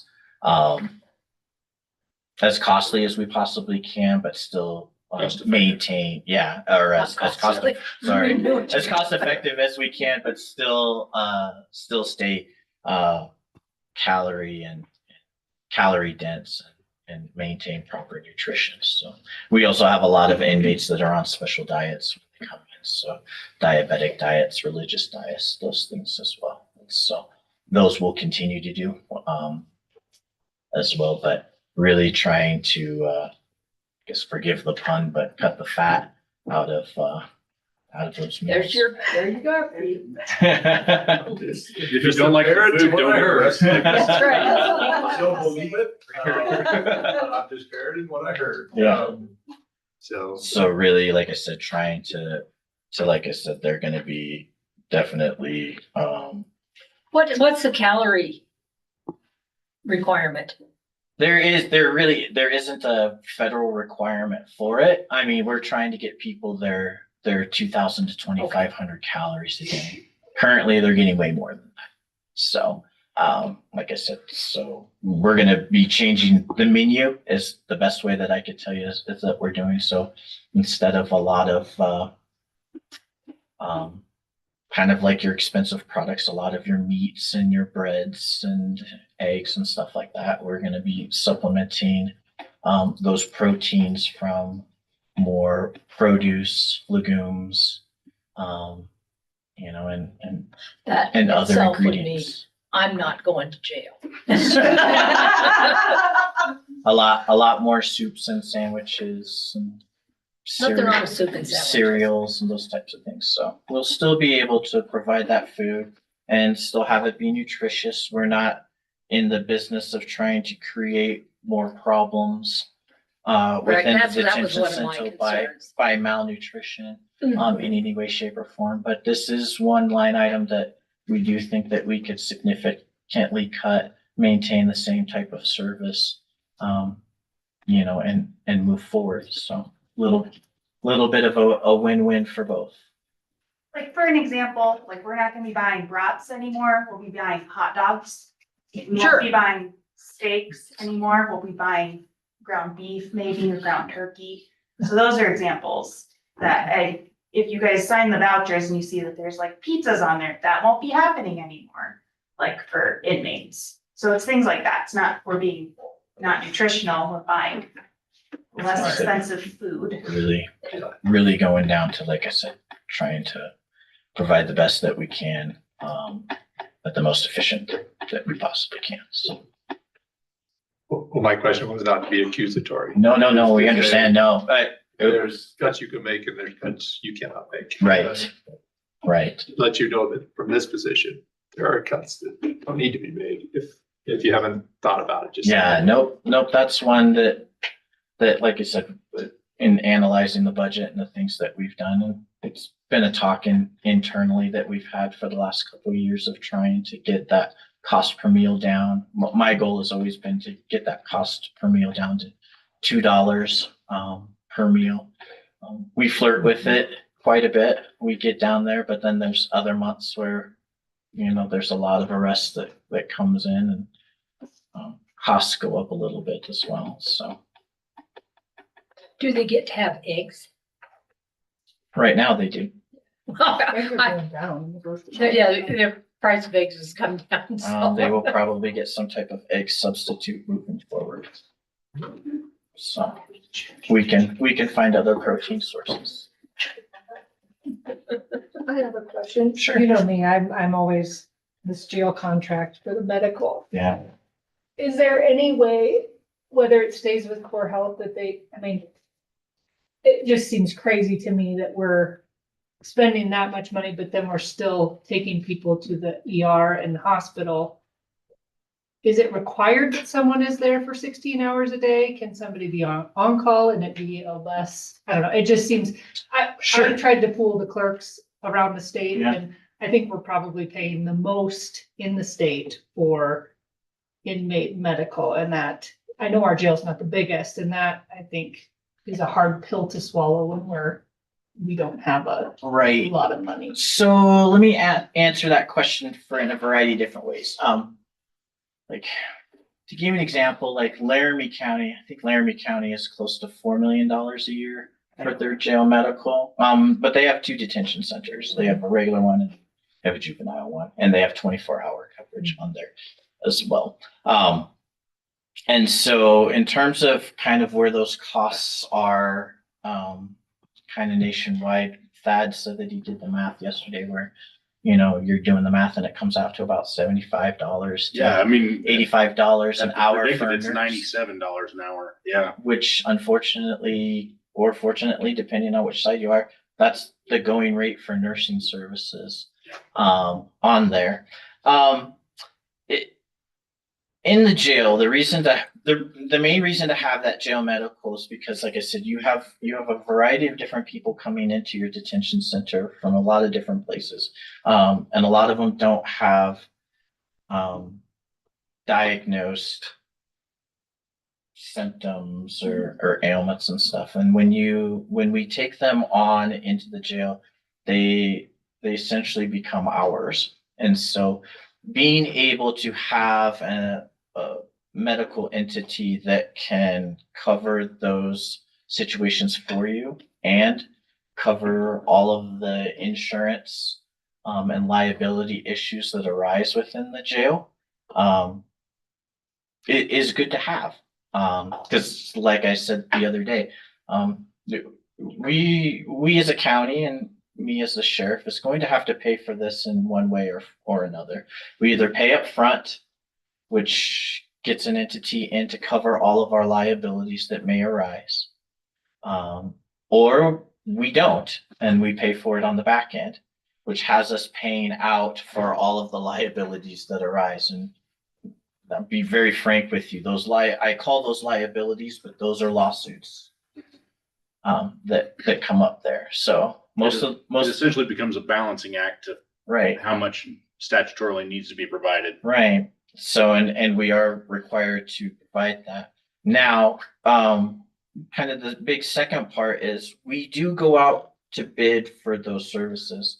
And I would say one of the things that I'm a little bit jealous of other counties is that they have either a hospital or some other medical entity that can provide the same services at a completely reduced cost.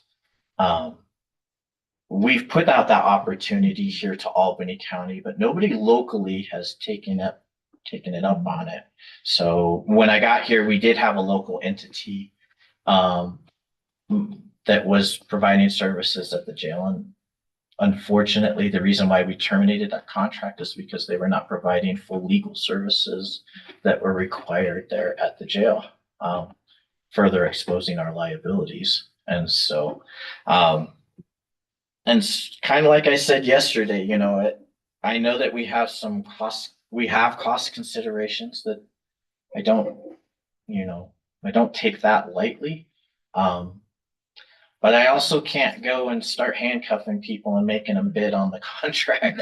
So like I said, if somebody doesn't come in kind of locally to kind of underbid some of the bigger companies that are going to come in and most likely make a bid on there, then that's a cost that unfortunately that we're saddled with. We're statutorily required to provide medical at that jail. So the third thing that I won't touch on terribly too much is we've had these conversations for the last 4 years, and there's been decisions made by the county that has put us in this situation.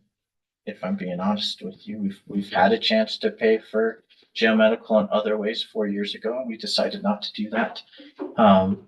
We had a chance to extend the contract that we have at most likely a little bit lower rate than what we might see in the bid, and we chose not to do that as well. We chose to go out to bid for it, and so some of those choices that we've made over the years is, like I said, unfortunately put us in the situation that we're in right now. And like I said, that we're gonna have to roll the dice and see what that bid comes out as.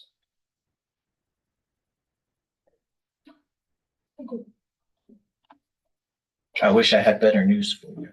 So putting people away is expensive, right? And It is. We do everything we possibly can, both on the sheriff's side and in partnerships with our other law enforcement offices, to where we say, you know, if there's a need for an arrest, make the arrest. If there's not a need for arrest, a citation will do.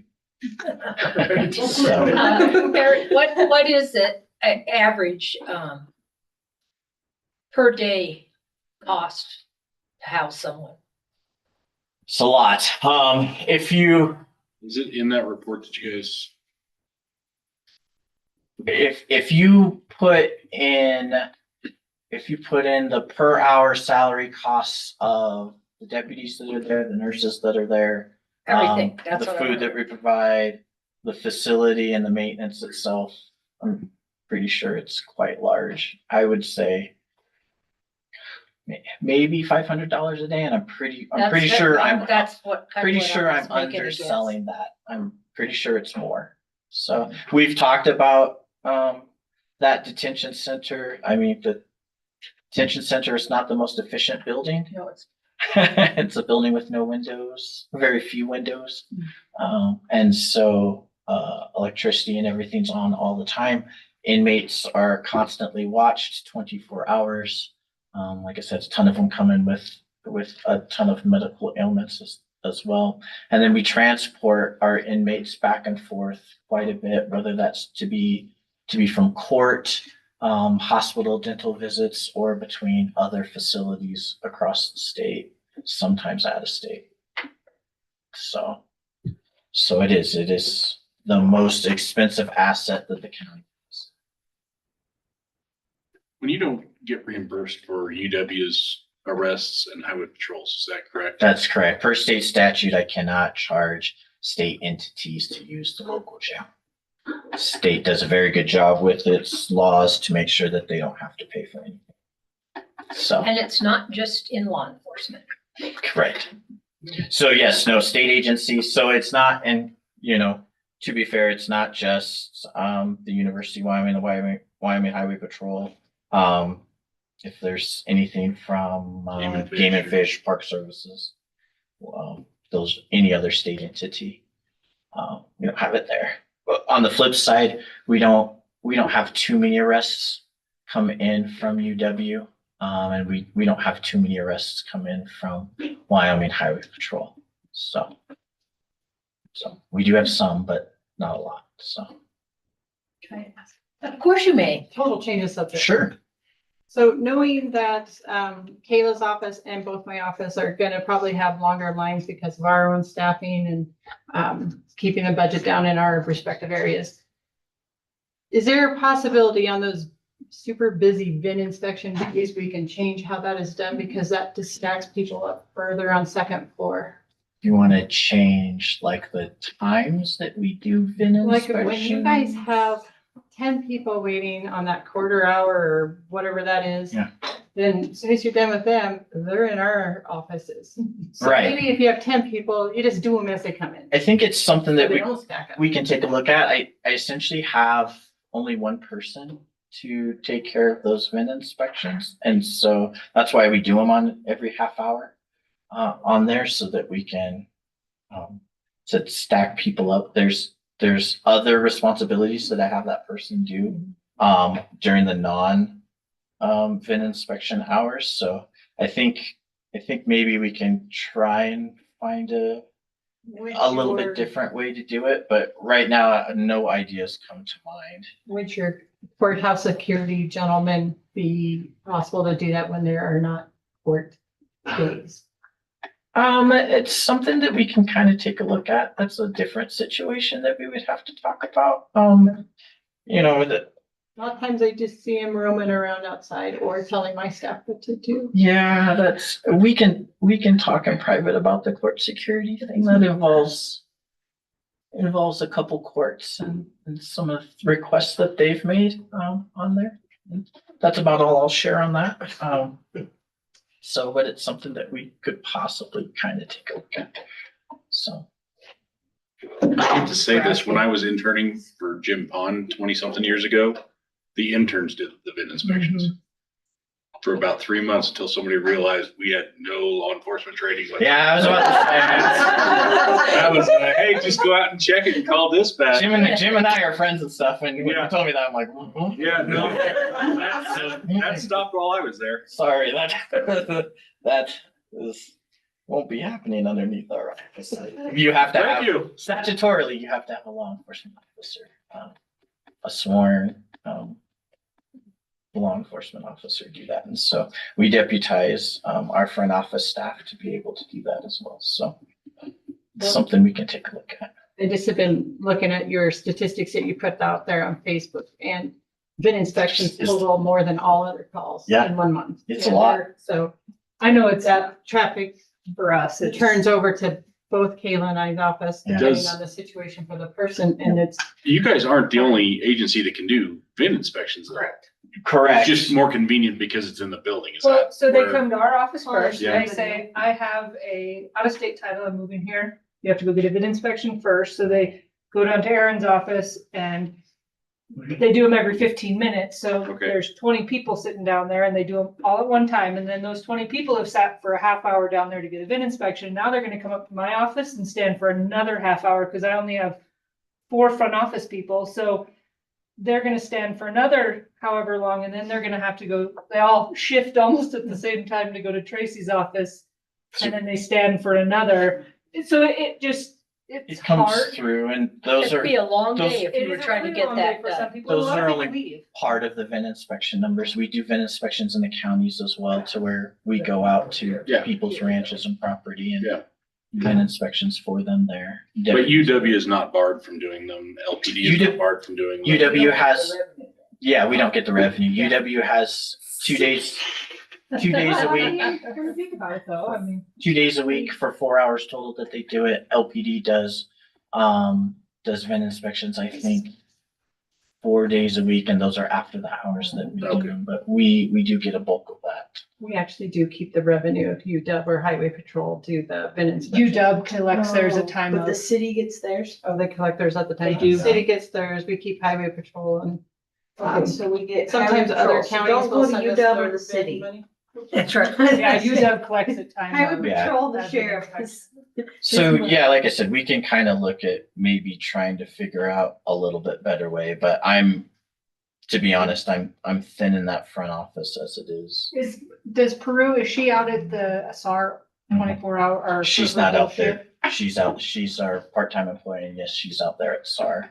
I have her doing evidence, she's our evidence technician, so she categorizes all of our evidence, presents all of the evidence that's needed for court, and then transports evidence between us and the state lab.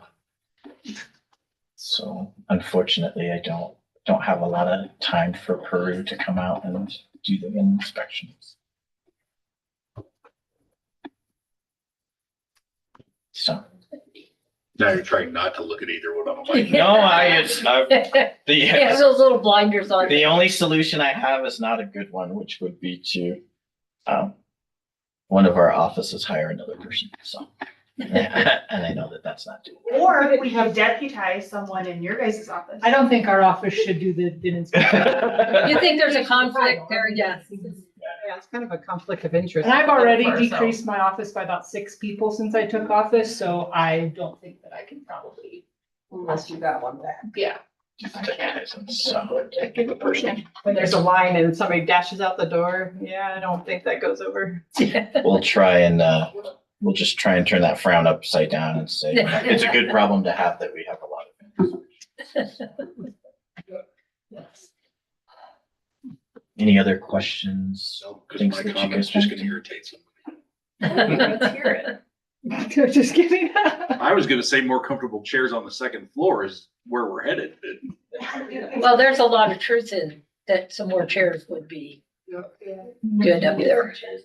Well, this is the understanding about the fat in the budget, right? Like, you pay for services or you don't pay for services, you pay for wait times and services. And I think that's not well understood. And that's why I'm having a hard time asking you all to do more with less, because you do that, then you just get more to do for less. And then that is an unvirtuous cycle.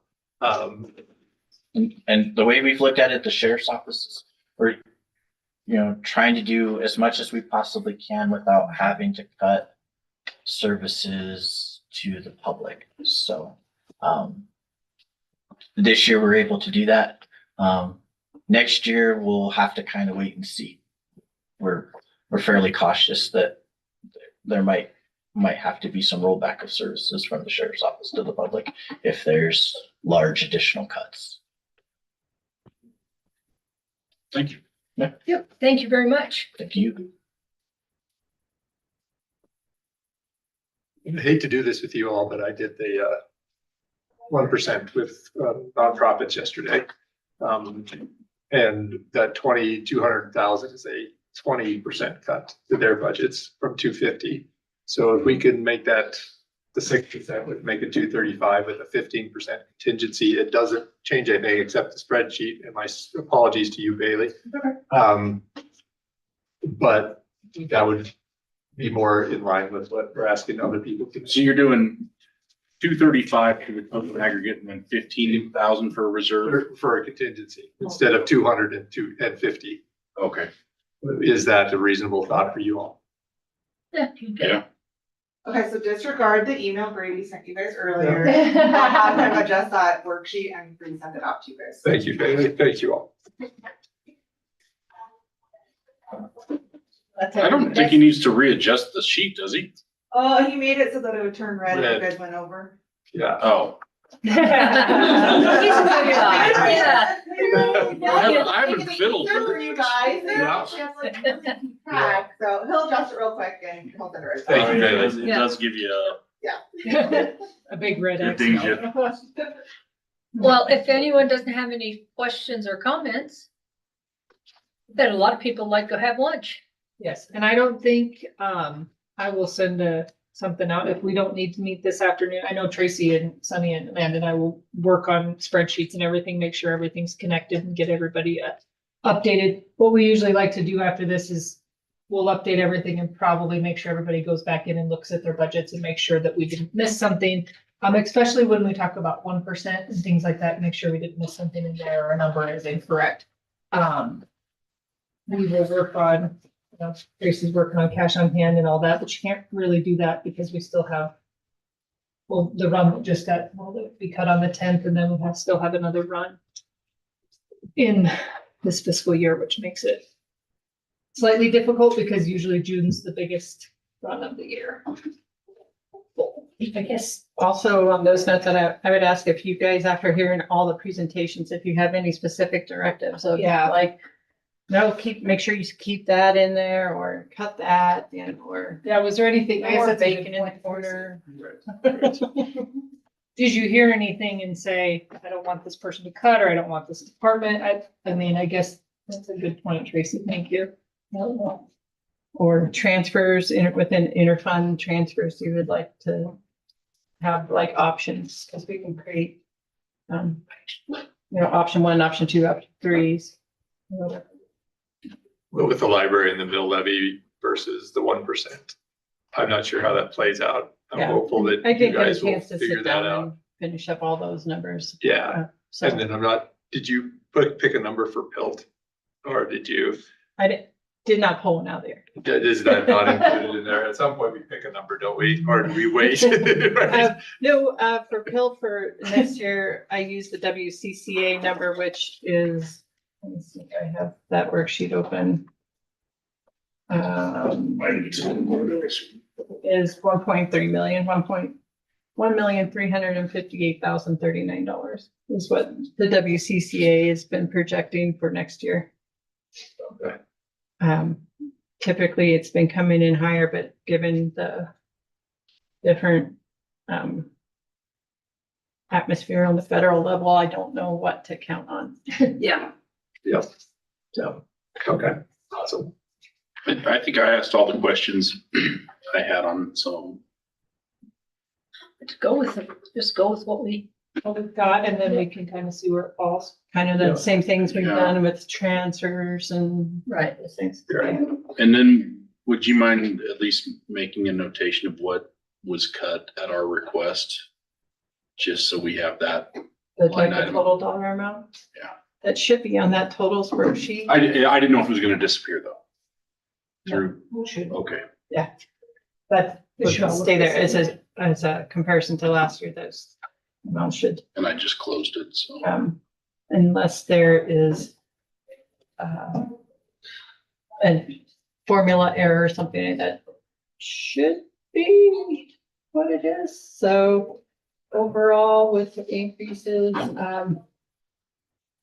from last fiscal year to the budget, looks like it's cut 19,000.